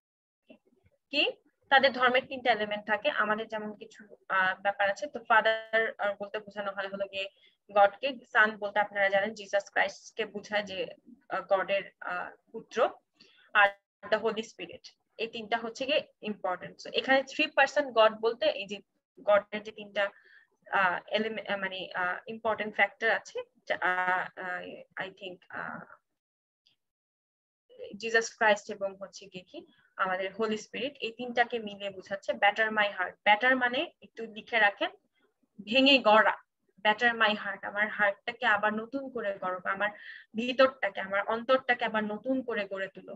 সো আমাকে নতুন করে আমার আর গড আমার নতুন করে আমার অন্তরকে গড়ে তোলো, যেখানে শুধুমাত্র আমি তোমার আর মানে ইবাদতের জন্যই আর কি নিঃশ্বাস নেব, নতুন করে শুরু করব সবকিছু। এখানে কবিতার মূল বিষয়বস্তু এটাই, ঠিক আছে? ব্যাটার মাই হার্ট বলতে আমার অন্তরকে নতুন করে গড়ে তোলাকে বোঝাচ্ছে। ক্লিয়ার রায়হান ভাইয়া?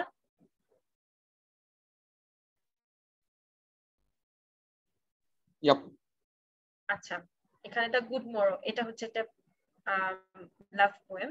সো এটা হচ্ছে গিয়ে আপনাদেরকে আমি বলেছিলাম যে কিছু আনইউজুয়াল কিছু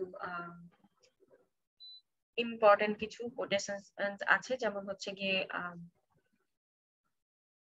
এখানে একটা ব্যাপার হচ্ছে গিয়ে কি বোঝাচ্ছে যে let us possess one world, each one hath and is one. এখানে সে বোঝাতে চাচ্ছে যে আমরা যে তারা মানে এখানে দুজন ভালোবাসার মানুষকে বোঝাচ্ছে যে তারা তাদের দেখা হওয়ার আগ পর্যন্ত তারা কি তখন একজন আরেকজনকে ভালোবাসতো। এটা প্রথম সেন্টেন্সটা এটা বোঝাচ্ছে। I wonder by my troth what thou and I did till we loved so। সে বোঝার চেষ্টা করছে যে কি ভালোবাসতো একজন আরেকজনকে, না কি ছিল তাদের দুজনের প্রতি, তাদের অন্তরে কি ছিল সেটা বোঝার চেষ্টা করছে। এরপর হচ্ছে যে তাদের তার কাছে মনে হয় তার ভালোবাসার মানুষের যে সৌন্দর্য সেটা কোন একটা স্বপ্নের থেকেও সুন্দর, এরকম। এরপর হচ্ছে for love all love of other sides control and make one little room and everywhere। So তার ব্যাপারটা হচ্ছে তার ভালোবাসার মানুষের সাথে সে যখন আছে, তার কাছে মনে হয় প্রতিটা জায়গায় তাদের নিজেদের হয়ে যায়, অপরিচিত কোনো জায়গাও হতে পারে, যেটাই দেখে না কেন সেটাই তাদের নিজেদের হয়ে যায়। এটা। আর একটা হচ্ছে গিয়ে কি let us possess one world, one half, each half one, let us possess one world, each half one and is one। এটা হচ্ছে গিয়ে তাদের যে একটা পৃথিবী, তারা তাদের যে জগৎটা আছে সেটা অর্ধেক দুজন দুজন মিলে ক্রিয়েট করেছে। তো প্রত্যেকে অর্ধেক অর্ধেক, এটা বোঝাচ্ছে। তারপরে দুজনের অর্ধেক মিলে একটা হচ্ছে। আর তাদের ভালোবাসা কখনো মরবে না, এটা বোঝাচ্ছে। Love so alike that none to slacken, এটাকে নড়চড় করতে পারবে না কেউ। আবার নান ক্যান ডাই, মানে তাদের এই ভালোবাসার মাধ্যমে তাদের মৃত্যু হচ্ছে না। এই ভালোবাসা দুজনের ভালোবাসা একত্রে যেহেতু আছে, একত্রেই থাকবে, তাদের কারোর মৃত্যু হবে না। তো এইটাই হচ্ছে গিয়ে লং স্টোরি শর্ট এই কবিতার। তো এখান থেকে আমি কিছু ইম্পর্টেন্ট কোটেশন দিয়েছি, আপনারা জাস্ট দেখে রাখবেন। সব যে মনে রাখতে হবে, মুখস্থ করে রাখতে হবে তা না, বাট কোটেশন গুলো দেখতে হবে। কোটেশনে কিন্তু এখন নাম্বার অনেক বেশি, তাই আপনার একটু কষ্ট হলেও কোটেশন গুলো একটু খেয়াল করবেন। আমার মনে হয় না যে জন ডান নিয়ে এতগুলো পোয়েম রিলেটেড কিছু দিয়েছে। আচ্ছা, আপনারা জিজ্ঞেস করতে পারেন যে আচ্ছা আপু আপনি আমাকে এতগুলো পোয়েম কেন দিলেন এখান থেকে? এখান থেকে দেওয়ার কারণ হচ্ছে এই পোয়েম গুলা, প্রতিটা পোয়েম মোটামুটি অনেকগুলো ইউনিভার্সিটিতে পড়ানো হয়। যদি প্রশ্ন কঠিন হয় এখান থেকে আসবে। এখান থেকে দুইটা poem, the Sun Rising and the Canonization, এই দুইটা অলরেডি চলে আসছে বিসিএস। এরপরে ব্যাটার মাই হার্ট থাকে আর দ্য গুড মোরো থাকে। গুড মোরোটা হচ্ছে গিয়ে আসতে পারে এরকম, গুড মোরো সম্ভবত নামটা এসেছে, আমি দেখেছিলাম। আর ব্যাটার মাই হার্ট তার অনেক নাম করা একটা হোলি সনেট। হ্যাঁ, So I can't actually holy poem যেটা I cannot actually skip that. So আপনারা চাইলে কিন্তু এটা বাদ দিতে পারবেন না। সো এখান থেকে জাস্ট একটাই কোটেশন দেয়া, তো আপনি একটু ভালো করে পড়লে আপনাদের জন্য ইজিয়ার হবে, কারণ জন ডাল সবসময় আসেন, খুব ফ্রিকুয়েন্টলি আসছেন এখন। আচ্ছা, এরপরে আমরা স্লাইডে যাই। জর্জ হারবার্ট, আমাদের মনে হয় সময় প্রায় শেষের দিকে, আমি হারবার্টটা খুব দ্রুত শেষ করে দিব, এরপরে জাস্ট একজন দুজন বাকি থাকবে, এটা শেষ হয়ে যাবে। জর্জ হারবার্ট হচ্ছেন গিয়ে, সে basically church related, God related poem গুলো লিখতেন। সো সে ধর্ম নিয়ে বেশি লিখতেন, খ্রিস্টিয়ান পোয়েম বেশি লিখতেন, মানে গডের সাথে যে আত্মিক সম্পর্ক সেটা বোঝাতেন। আপনারা কি বুঝতে পারছেন আমার কথা? কোনো কারণে বুঝতে না পারলে আমাকে বলতে পারেন। জি, বুঝতে পারছি। আচ্ছা, ঠিক আছে।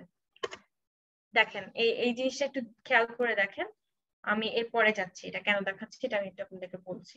আচ্ছা, গেল। ওনার হচ্ছে গিয়ে কি ব্যাপারটা হচ্ছে কি, উনি কি করতেন, শেপ পোয়েম লিখতো। হ্যাঁ, শেপ পোয়েমটা কি, পোয়েম গুলোকে দেখেন দুইটা বাটারফ্লাই উইংস এর মতো মনে হচ্ছে, তাই না? দেখেন, খেয়াল করে দেখেন, দেখতে পাচ্ছেন? হ্যাঁ, বাটারফ্লাই। এটা কি, হ্যাঁ, উইংস এর মতো না? এটা মনে রাখবেন। হ্যাঁ, এই পোয়েমটার নাম হচ্ছে ইস্টার উইংস। দেখেন, উইংস এর আকারে লিখেছেন। তো সে কি লিখতেন, শেপ পোয়েম লিখতেন। আচ্ছা, আমরা এখন আসি দ্য অল্টার। অল্টার বোঝার আগে আমরা যেহেতু আমরা অধিকাংশই হয়তো অনেকে জানি না আসলে খ্রিস্টান ধর্ম সম্পর্কে অনেক কিছু, আমরা একটু অল্টারটা দেখি। দেখেন, এখানে হচ্ছে গিয়ে এই যে টেবিলটা আছে না, এটাই হচ্ছে অল্টার, দেখতে পাচ্ছেন?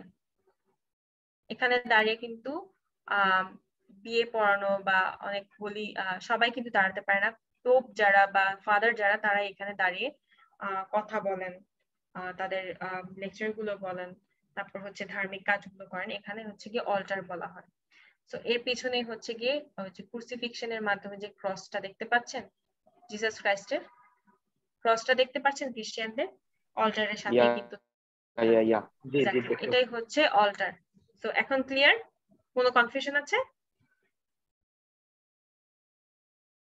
না, কোনো কনফিউশন এটা আছে? যে আচ্ছা, এটা যে অল্টার, এটা আসলে মানে কল্পনাই করা যায় না, মানে এটা নিয়ে একটা এটাই কাহিনী অল্টার। মানে আসলে। আচ্ছা, এটা নিয়ে কাহিনীটা আমি আসছি। এখন আপনাকে জাস্ট একটু বলে দিই, এখানে দুইটা লাইন ইম্পর্টেন্ট মনে রাখবেন। অল্টার পোয়েমে যদি অল্টার লেখা থাকে বড় করে, that means that is altar. কে লিখছেন? Herbert, George Herbert. সে সবসময় গড এবং চার্চ মানে খ্রিস্টান ধর্ম রিলেটেড কবিতাগুলো লিখতেন। So a broken altar, Lord, thy servant rears, made of a heart and cemented with tears. Broken altar বলতে এই অল্টারটা যদি ভাঙা থাকে, এটা একটা অশুভ জিনিস হয়ে যাবে না? এত ধর্মের একটা জায়গা, চার্চের অল্টার যদি ভাঙা থাকে, এটা একটা খুব কষ্টের জিনিস হবে।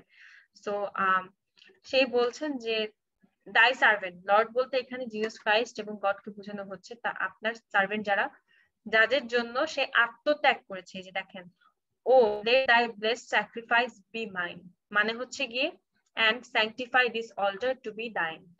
যদি অল্টারটা তার যে আত্মত্যাগ, এই আত্মত্যাগের মাধ্যমে, আপনারা জানেন যে খ্রিস্টান রিলিজনে বলা হয়েছে আত্মত্যাগের মাধ্যমেই কিন্তু হিউম্যানিটি বা আমাদের যে মানব জাতির অ্যাকর্ডিং টু খ্রিস্টান ধর্ম, খ্রিস্টান রিলিজন নতুন দিক নির্দেশনা পেয়েছে। তো সেই ক্ষেত্রে তার যে আত্মত্যাগের মাধ্যমে যে এই তাকে যে শুলবিদ্ধ করে যে মারা হয়েছিল অবিচার করে, সেটার মাধ্যমে এই যে এক ধর্মটার সৃষ্টি, এই যে দিক নির্দেশনার সৃষ্টি হয়েছে, এটাই এখানকার বিষয়বস্তু। ক্লিয়ার? এখানে কি বোঝার কিছু আছে? আর আপনারা দেখেন, আর কিছু বুঝতে হবে? দেখেন, এখানে স্যাক্রিফাইস বলতে যীশু খ্রিস্টের আত্মত্যাগ বোঝাচ্ছে, and sanctify this altar to be thine। sanctify মানে হচ্ছে গিয়ে কি এই অল্টারের উপর ব্লেসিংটা দেন, আবার আপনার ব্লেসিংটা যেন এই অল্টারে সবসময় থাকে। একটা ব্রোকেন অল্টার হলেও সেটা যেন আমরা নতুন করে আপনার প্রার্থনার মাধ্যমে এবং আপনার আত্মত্যাগের মূল্য দিয়ে, আত্মত্যাগের মূল্যকে বুঝে ভ্যালু করে আমরা নতুন করে গড়ে তুলতে পারি। আপনার এটাকে বোঝানো হচ্ছে তার দিক নির্দেশনা মেনে যেন জীবন যাপন করতে পারে, সেটাকে বোঝানো হচ্ছে, যেন তার ব্লেসিংটা সবসময় তার অনুসারীদের উপর থাকে। ক্লিয়ার? এখানে কনফিউশন আছে? ক্লিয়ার। ভাইয়া, শহীদুল ভাইয়া বলেন। আচ্ছা ক্লিয়ার। তাসিনা আপু ক্লিয়ার? জি আপু। আচ্ছা আচ্ছা, এখানে আমরা একটু আগে ইস্টার উইংসটা দেখলাম না, বললাম না উইংস এর মতো লেখা। সো এখানে ইস্টার উইংসটা হচ্ছে গিয়ে সেমই ঘটনা। সো উইংস এর মতো লেখা এই পোয়েমটা, উইংস এর আকারে দেয়া। Lord who created man in wealth and store, though foolishly he lost the same. এখানে বোঝাচ্ছে যে ঈশ্বর আমাদেরকে ওয়েলথ আর সম্পদ দিয়ে লিখে আমাদেরকে সৃষ্টি করেছেন। কিরকম? আমাদের মধ্যে মনের মধ্যে যে গুণাবলী গুলো আছে ওটাই হচ্ছে আমাদের সবচেয়ে বড় ওয়েলথ বা সম্পদ। কিন্তু আমরা এই দুনিয়ায় এসে বিভিন্ন কারণে আমরা সেটা হারিয়ে ফেলি। এটাই হচ্ছে ইস্টার উইংস এর এই লাইনটার অর্থ, সহজভাবে বলতে গেলে। আচ্ছা, এটা ক্লিয়ার? এখানে বোঝার কিছু আছে? বলেন, কঠিন লাগছে? না, সহজ। আচ্ছা, এখানে হচ্ছে দা কলার। আচ্ছা, কলারটা দেখবেন কি ইউজুয়ালি কিন্তু এটা মানে যে পশু মানে পেট বা পশু পাখিকে কিন্তু পরানো হয়, তাই না? কলার যে চেইনের মতো দেয়া থাকে, যেটা দিয়ে হেঁটে হেঁটে নিয়ে যায়। তো এখানে হচ্ছে কুকুরের গলায় বা অন্য কিছুর গলায়। আচ্ছা, এখানে বোঝানো হচ্ছে গিয়ে কলার বলতে মানুষকে দিক নির্দেশনা, মানে এই খ্রিস্টান ধর্মের মাধ্যমে ওই কলারটা দিয়ে দিক নির্দেশনা দেয়া, ঠিক আছে? My lines and life are free, free as the road, loose at the wind, and as large as store. আচ্ছা, এখানে একটা গ্যাপ হবে। Me thought I heard one calling child, and I replied, my lord. মানে তার লাইফটা দিক নির্দেশনাহীন ভাবে চলছিল, হ্যাঁ, কিন্তু ফ্রি অ্যাজ আ রোড, একটা খোলা রাস্তার মতো যেদিকে ইচ্ছা সেদিকে যাচ্ছিল। কিন্তু কি হচ্ছিল, সে হঠাৎ করে শুনতে পায় কি একজন বলেছে চাইল্ড। এখানে আপনি মনে রাখবেন খ্রিস্টান যদি ফাদাররা, যে কিন্তু যারা ধর্মযাজক আছেন তারা কিন্তু বলে মাই চাইল্ড, এভাবে করে ডাক দিয়ে বলে। তো তারা কেন বলে? কারণ হচ্ছে কি তারা মনে করে তারা লর্ডের সার্ভেন্ট, তাদের যে জিসাস ক্রাইস্ট আছেন তার সার্ভেন্ট, সবাই তার অনুসারীরা হচ্ছে তার বাচ্চার মতো বা তার সন্তানের মতো। তো এভাবেই বলা হয় যে হ্যাঁ, এটা কি সে যে শুনতে পেল my child, child, so he replied my lord, মানে কি আমি আপনার দিক নির্দেশনা নিতে চাই। তো তার লাইফটা এখন এই কলারটা দিয়ে বোঝানো হচ্ছে যে সে এখন একটা দিক নির্দেশনা পাচ্ছে। ঠিক আছে, ক্লিয়ার? কিছু আছে কঠিন লাগছে? ইজি। এবং পোয়েমগুলো কিন্তু সুন্দর, অর্থগুলো কিন্তু আমার কাছে খুব বেশি খারাপ লাগে নাই। হ্যাঁ, মানে খুব একটা কঠিন না, সহজে। যে যেমন আমরা এই যেমন গডরা বলে যে চাইল্ড, বৎস তুমি ভালো থাকো, মানে ওই এরকম এইসব টাইপের আর কি। এটাই। ভাই শহীদুল ভাই কিছু বলছিলেন? না, আচ্ছা ঠিক আছে, এখন আমরা নেক্সট স্লাইডে যাব। অ্যান্ড্রু মার্ভেল, এটা একটু অশ্লীল কবিতা, খুবই অশ্লীল কবিতা। আমি অনেক কিছু উঠায় সবচেয়ে ইম্পর্টেন্ট পার্ট গুলো দিছি। সো এটার নাম হচ্ছে টু হিজ কয় মিস্ট্রেস। কয় মানে হচ্ছে গিয়ে লজ্জা পাওয়া। হ্যাঁ, দেখেন কয়নেস, লজ্জা পাওয়া, আমি বাংলা দিয়ে দিছি। খুব না রায়হান, ফর্মে আছে না? কারে পাঠাবে এগুলা? না আপি, এটা অনেক সুন্দর না, কয়নেস। এটা আসলে একটা নতুন ওয়ার্ড শিখলাম, খুব ভালো লাগলো আর কি। আচ্ছা, had we but world enough and time, this coyness lady were no crime, মানে হচ্ছে কি এই জীবন তো শেষ হয়ে যাবে। আচ্ছা, আরেকটু পড়ি রিডিং, তারপর আমরা বলি। An age at least to every part, and the last stage you should show your heart. At an age at least to every part, and the last age should show your heart, মানে হচ্ছে গিয়ে আমাদের যে বাহ্যিক সৌন্দর্যটা এটা তো সবসময় থাকবে না, শেষ বয়সে, বৃদ্ধ বয়সে শুধু মনের সৌন্দর্য থেকে যাবে, এটা বোঝাচ্ছে। But at my back I always hear time wing chariot hurrying near, মানে আমাদের সময় খুব দ্রুত চলে যাচ্ছে। Thus, though we cannot make our sun stand still, yet we will make him run, মানে হচ্ছে গিয়ে কি আমরা আমাদের সূর্য, মানে ও সূর্য তো, সূর্য কি বুঝায়? সময় অতিক্রান্ত করা বুঝায় না? তো সময়কে কি ধরে রাখা যাবে না? কিন্তু আমরা তো সময়ের সাথে সাথে দৌড়াতে পারি, সেটা বোঝাচ্ছে। এখন প্রথম লাইনে যাই। এখানে হচ্ছে গিয়ে টু হিজ কয় মিস্ট্রেস, এখানে বোঝাচ্ছে যে একজন ভালোবাসার মানুষ, তাকে সে একটু লজ্জা পাচ্ছেন, তো বলতেছে যে এই ওয়ার্ল্ডটা একদিন শেষই হয়ে যাবে, এত লজ্জা পেয়ে কি হবে, respond to my love, respond to my love for you, এটা বোঝাচ্ছে যে আমার ভালোবাসার সাড়া দাও, এত লজ্জা পেয়ে কিছুই হবে না, একটা টাইমে তোমার বাহ্যিক সৌন্দর্য শেষ হয়ে যাবে, লাস্ট এই যে যখন যাবা তুমি, তখন শেষ বয়সে তোমার মনে সৌন্দর্য থাকবে, আমাদের দিন ফুরিয়ে যাচ্ছে, আমরা ওই দিনগুলাকে কাজে লাগাই, এটা বলছে আর কি। তো এখানে আর বোঝানোর কিছু নাই। তো হ্যাঁ, এই কবিতাটা আপনারা যারা মনে করছেন যে এখানে তো অশ্লীল কিছু নাই, তো এখানে অনেকে কয় মিস্ট্রেস তার মানে মানে তার লজ্জাবতী বইয়ের প্রতি এটাই আর কি বউ না, বুঝাচ্ছে। মানে ভালোবাসার মানুষের প্রতি মিস্ট্রেস আর কি ওরকম আর কি, বউ ভালোবাসা মানে যেরকম, বুঝতে পারছি। আচ্ছা, তো এটাই আমি বলছি। আর ওই যে but at my back I always hear time wind chariot hurrying near, chariot হচ্ছে কি যে ঘোড়ার যে গাড়িগুলো আছে না, ওটা যেরকম দ্রুত চলে, সো টাইমের যে গাড়িটা সেটাও দ্রুত চলছে। সো বুঝতে পারছেন কম্পারিজন গুলো, দেখছেন যে কিরকম আনইউজুয়াল না? এই সহসা কিন্তু আমরা এই ধরনের কম্পারিজন দেখতে পাই না, যে একটা জিনিসের সাথে, এরকম একটা জিনিসের সাথে এত সুন্দর কবিতাতেও ইউজ করা যায়, এটা কিন্তু আগে কখনো আমরা অন্য কবিতায় দেখি নাই, সনেট গুলাতে কিন্তু এরকম দেখি নাই। ইসের কি যিনি বলে আমাদের শেক্সপিয়ার সাহেবের সনেট গুলোতে এরকম দেখি নাই। সো এরকমই, এটা একটু ডিফারেন্ট। আচ্ছা, সো এখানে বোঝার কিছু আছে, কঠিন লাগছে? নো, মজা। আচ্ছা, আর একটা কবিতা, এটা আমার খুব ভালো ভালো লাগছে, এটার নাম হচ্ছে গিয়ে the definition of love. Wow, আপু এটা অনেক আগে নাম শুনেছি এই কবিতাটা। আচ্ছা, ওয়াও ওয়াও। এটা অনেক পছন্দের একটা কবিতা। The love's whole world on us doth will, but ours truly parallel, though infinite can never meet. That means তাদের ভালোবাসা, দুইজন মানুষের ভালোবাসা এমন হতে পারে যে দুইটা চাকার মতো সমান দূরত্বে থাকে, তাদের ভালোবাসা অনেক বেশি ইনফিনিট, মানে অসীম ভালোবাসা হতে পারে, কিন্তু তারা কখনো একত্র হতে পারবে না, একত্র হবে না, দুজন সবসময় ডিস্টেন্সেই থাকবে। সো ডেফিনেশন অফ লাভ এর মধ্যে এটাই হচ্ছে কি যে বিষয়বস্তুটা এখানে ট্রুলি প্যারালাল, প্যারালাল মানে কি সমান্তরাল, তাই না? তো সমান্তরাল দুইটা জিনিস একসাথে মানে কাছাকাছি আসতে পারে না, দূরেই থেকে যায় সবসময়, যতটাই অসীম ভালোবাসা হোক না কেন, তাদের ভালোবাসা দূরেই থেকে যাবে, তাদের দূরে থেকেই ভালোবাসতে হবে।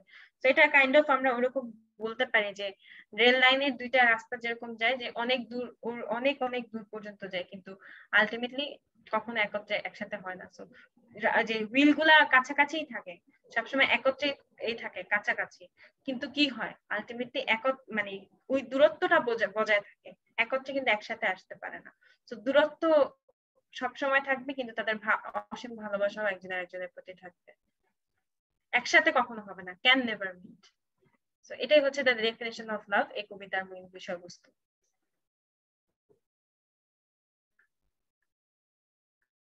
বুঝতে পেরেছেন? এটাই ডেফিনিশন অফ লাভ না? হ্যাঁ, কবিতাটার দুইটা লাইন মোস্ট ইম্পর্টেন্ট লাইন দিতে পারেন, আপনারা করে রাখতে পারেন। আচ্ছা, ক্লিয়ার? কারো কোনো কনফিউশন কিছু আছে? কোন রকম কনফিউশন আছে?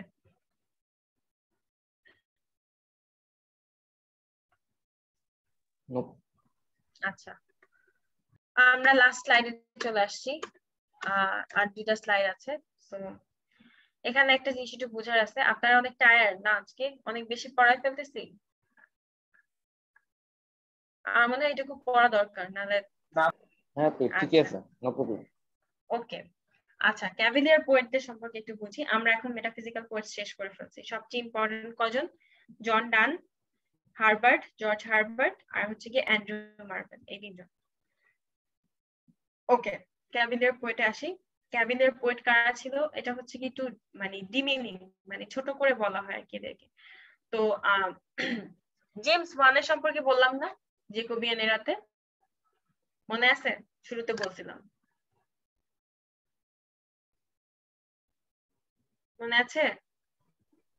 কে আপনি? জেমস ওয়ান ওই যে এলিজাবেথ মারা যাওয়ার পর যে রাজা হন জেকোবিয়ান এরা হ্যাঁ শুরুর দিকে রাজা। হ্যাঁ হ্যাঁ হ্যাঁ হ্যাঁ আচ্ছা এখানে একটু বলে রাখি শর্ট করে বলি। জেমস ওয়ান এর পরে হন তার ছেলে Charles one, king Charles one. হ্যাঁ কিন্তু তার হচ্ছে কি অনেক বেশি মানে একনায়কতান্ত্রিক একটু ছিলেন, সে খুব বেশি ইন্টারভিন করতেন, মানে হচ্ছে কি কোনো রকম কোনো একটু রুথলেস, মানে একটু বেশি ধ্বংসাত্মক কাজকর্ম করতেন, যেটা হচ্ছে গিয়ে কাউকে পাত্তা দিতেন না, নিজের মতো করে কাজ করতে চাইতেন। তো তাকে মানুষজনকে কারো ওপিনিয়নই নিতে চাইতেন না, তো আশেপাশে মানুষজন তাকে পছন্দ করতো না, স্পেসিফিক্যালি যারা ওখানকার নোবেল ম্যান ছিলেন, অন্যান্য যারা ছিলেন, যে কংগ্রেস ছিল, ওনাদের যে আইনসভা ছিল, তাদেরকেও মানতো না সে। তো তখন কি হয়, তো ইংল্যান্ডের কিং চার্লস ওয়ানের জন্য এটা খুব ইম্পর্টেন্ট, এটা কিন্তু মনে রাখবেন, কিং চার্লস ওয়ানের কারণে ইংল্যান্ডে একটা সিভিল ওয়ার মানে গৃহযুদ্ধের মতো লেগে যায়। তো এইটার কারণে তার আবার ফ্রান্সের সাথে ভালো সম্পর্ক ছিল, সে আবার ফ্রান্সে পালায়ও যায় এই সিভিল ওয়ারের সময়, তারপর আবার ফেরত আসে। কিন্তু ঘটনাটা কি হয় যে এইটার কারণে তাকে দোষী সাব্যস্ত করা হয় একজন রাজাকে। আপনারা কি পড়ছিলেন মতে, রাজাকে মারা হচ্ছে গিয়ে খুবই খারাপ কাজ, রেজিসাইড, এটা ওয়ার্ডটা লিখে রাখেন, রেজিসাইড, আমি লিখে দিচ্ছি।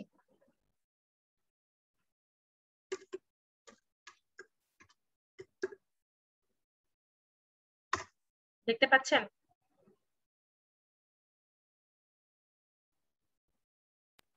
জি আচ্ছা, সো রেজিসাইডের মাধ্যমে কি হয়, চার্লস মান কে সম্মুখে, জনসম্মুখে প্রথমবারের মতো একজন রাজাকে সবাই ফাঁসি দেয়, তার বিচার করে জনসম্মুখে তাকে ফাঁসি দেওয়া হয়। সো ওই এই যে কিং চার্লস ওয়ান, কেন বললাম এত কথা আমি, তার আবার কিছু সাপোর্টার ছিল 17th সেঞ্চুরি। সাপোর্টারদের, যেসব সাপোর্টার ছিল তারা আবার পোয়েট ছিল কিছু, সেই পোয়েটরা, তাদেরকে এই পোয়েটদেরকে বলা হতো ক্যাভেলিয়ার পোয়েটস। তাদেরকে কি বলা হতো? Cavalier poets. এখান থেকে অনেকজনের নাম আছে, সবার নাম মনে রাখতে হবে না, শুধুমাত্র এই ব্যক্তি রবার্ট হেরিক, তার নাম মনে রাখতে হবে। বুঝতে পারছেন? ক্লিয়ার? কোনো কোয়েশ্চেন আছে? চার্লস ওয়ানকে সাপোর্ট যারা করতেন তাদেরকে ক্যাভেলিয়ার পোয়েটস বলা হয়। That's it. কোন সালে তারা লিখি করতেন? 17th সেঞ্চুরিতে। বুঝতে পেরেছেন? আর ইংলিশ সিভিল ওয়ারটা কবে হয়? 1642 থেকে 1651। কত বছর দেখেন, 9 বছরের মধ্যে একটা সিভিল ওয়ার, গৃহযুদ্ধ হয়ে যায়। তো এইখানে এইটুকুই মনে রাখতে হবে, ইম্পর্টেন্ট স্লাইডের লাল জায়গাগুলো একটু মনে রাখবেন, কি রবার্ট হেরিকের নামটা আর হচ্ছে কিং চার্লস ওয়ানের ঘটনাটা। ঠিক আছে, এখন আমরা যাচ্ছি নেক্সট স্লাইডে। আবার কি টাকা খাই গেল।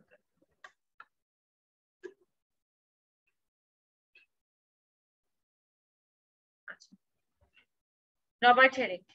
এখন রবার্ট হেরিকের একটা ইম্পর্টেন্ট কবিতা, সেটা হচ্ছে টু ড্যাফোডিলস। টু ড্যাফোডিলসটা মনে রাখবেন, এটা টু ড্যাফোডিলস, এটা কি রবার্ট হেরিকের, এটা ড্যাফোডিলস কবিতা না, ড্যাফোডিলসটা আর একটা কবিতা, ওটা আমরা যখন রোমান্টিক পোয়েট্রি শিখবো সেই সময় ড্যাফোডিল নিয়ে 3-4টা কবিতা পাওয়া যায়। এই টু ড্যাফোডিলস যেটা ড্যাফোডিলের উদ্দেশ্যে, এটা যেটা, সেটা হচ্ছে রবার্ট হেরিকের, এটা তার most important, most famous poem.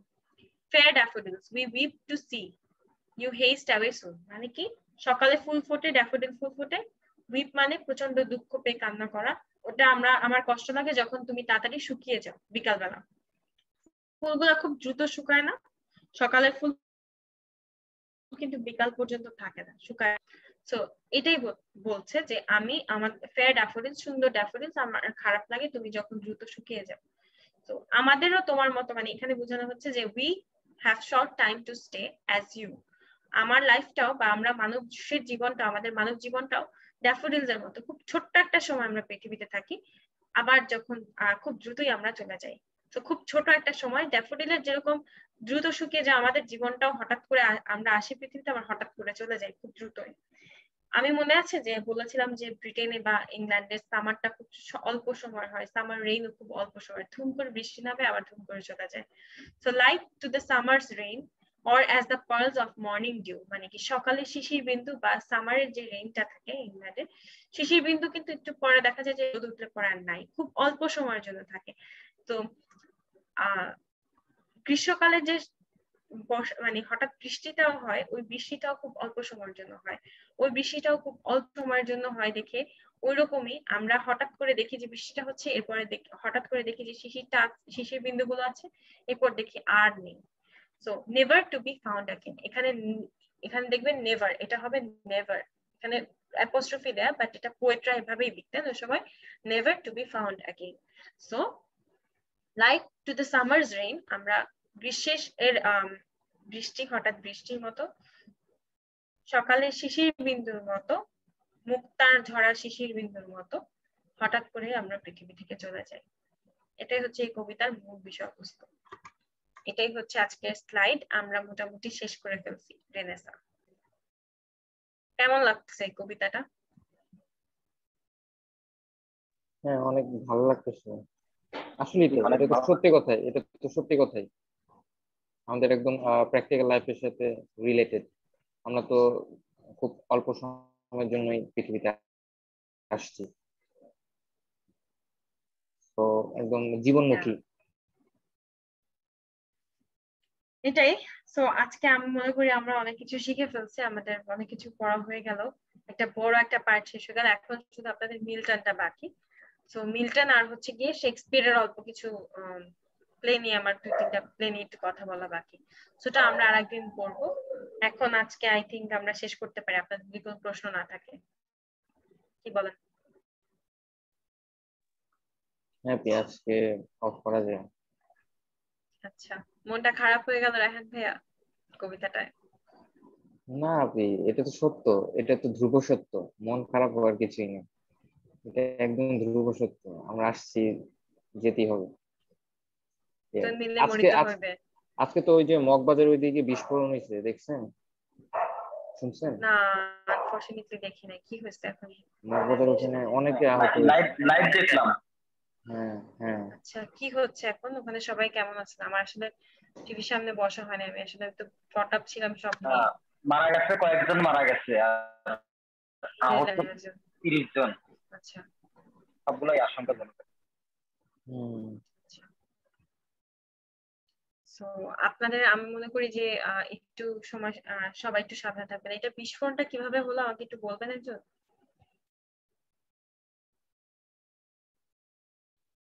এটা এখনো জানা যায় নাই আসলে কি জন্য হয়েছে। অনেকে বলছে রহস্যজনক বিস্ফোরণ, মানে কিভাবে তখন রহস্যজনক আসলে, মানে এটা মানে হঠাৎ করেই আর কি এরকম, এটা আসলে মানে রিয়েলি স্যাড, রিয়েলি আসলে এটা একদম খুব স্যাড, মানে কেন হইলো এরকম। কালকে পরে একটা, মানে কালকে লকডাউন শুরু হচ্ছে আমাদের, আর আজকে এরকম বিস্ফোরণ হবে, তো আবার এত মিস্টিরিয়াস একটা বিস্ফোরণ।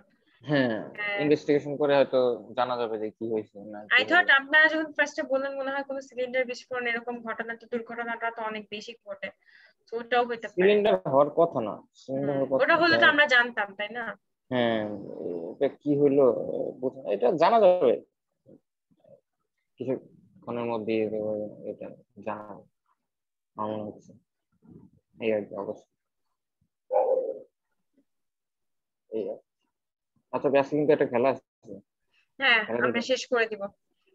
স্যার খেলা কি দেখেন। আছেন? হ্যাঁ, দেখবো না। স্যার কি আছেন?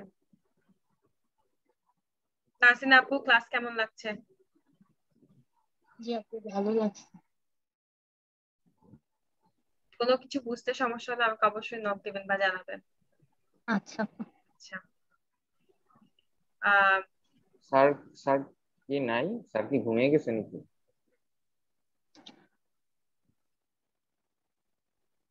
আমার মনে হয় স্যারকে একজন একটু কল দেন বা নক দেন, আই থিঙ্ক এটা বেটার হয়। তো রাত হয়ে গেছে, আমি কল দেওয়ার থেকে আপনাকে, রায়হান ভাই আপনি দেন, নক দেন বা কল দেন, মিটিংটা এন্ড করি আমরা।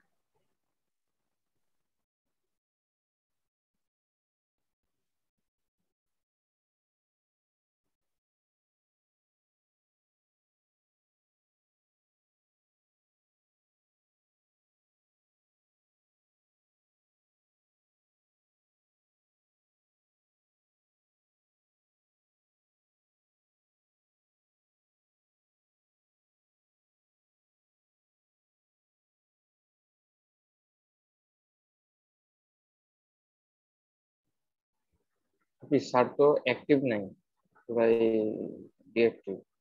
মানে এফবিতে নাই। আমার মানে আপনার ফোনে কল দিতে হবে, নাহলে আসলে এটা অফ করা যাচ্ছে না। আমি লিভ দিয়ে দিতে পারি, আপনারা সবাই লিভ দিলেও এটা চলতে থাকবে, আসলে লাইভটা বন্ধ করতে পারবো না আমরা। কি করা যায় তাহলে এখন? আমার মনে হয় আপনি একটা ফোন দিয়ে দেখেন। আমি ফোন দিব, ফোন দিলে স্যার তো আর কি ঘুমিয়ে পড়ছে না, হইতে পারে। নাই।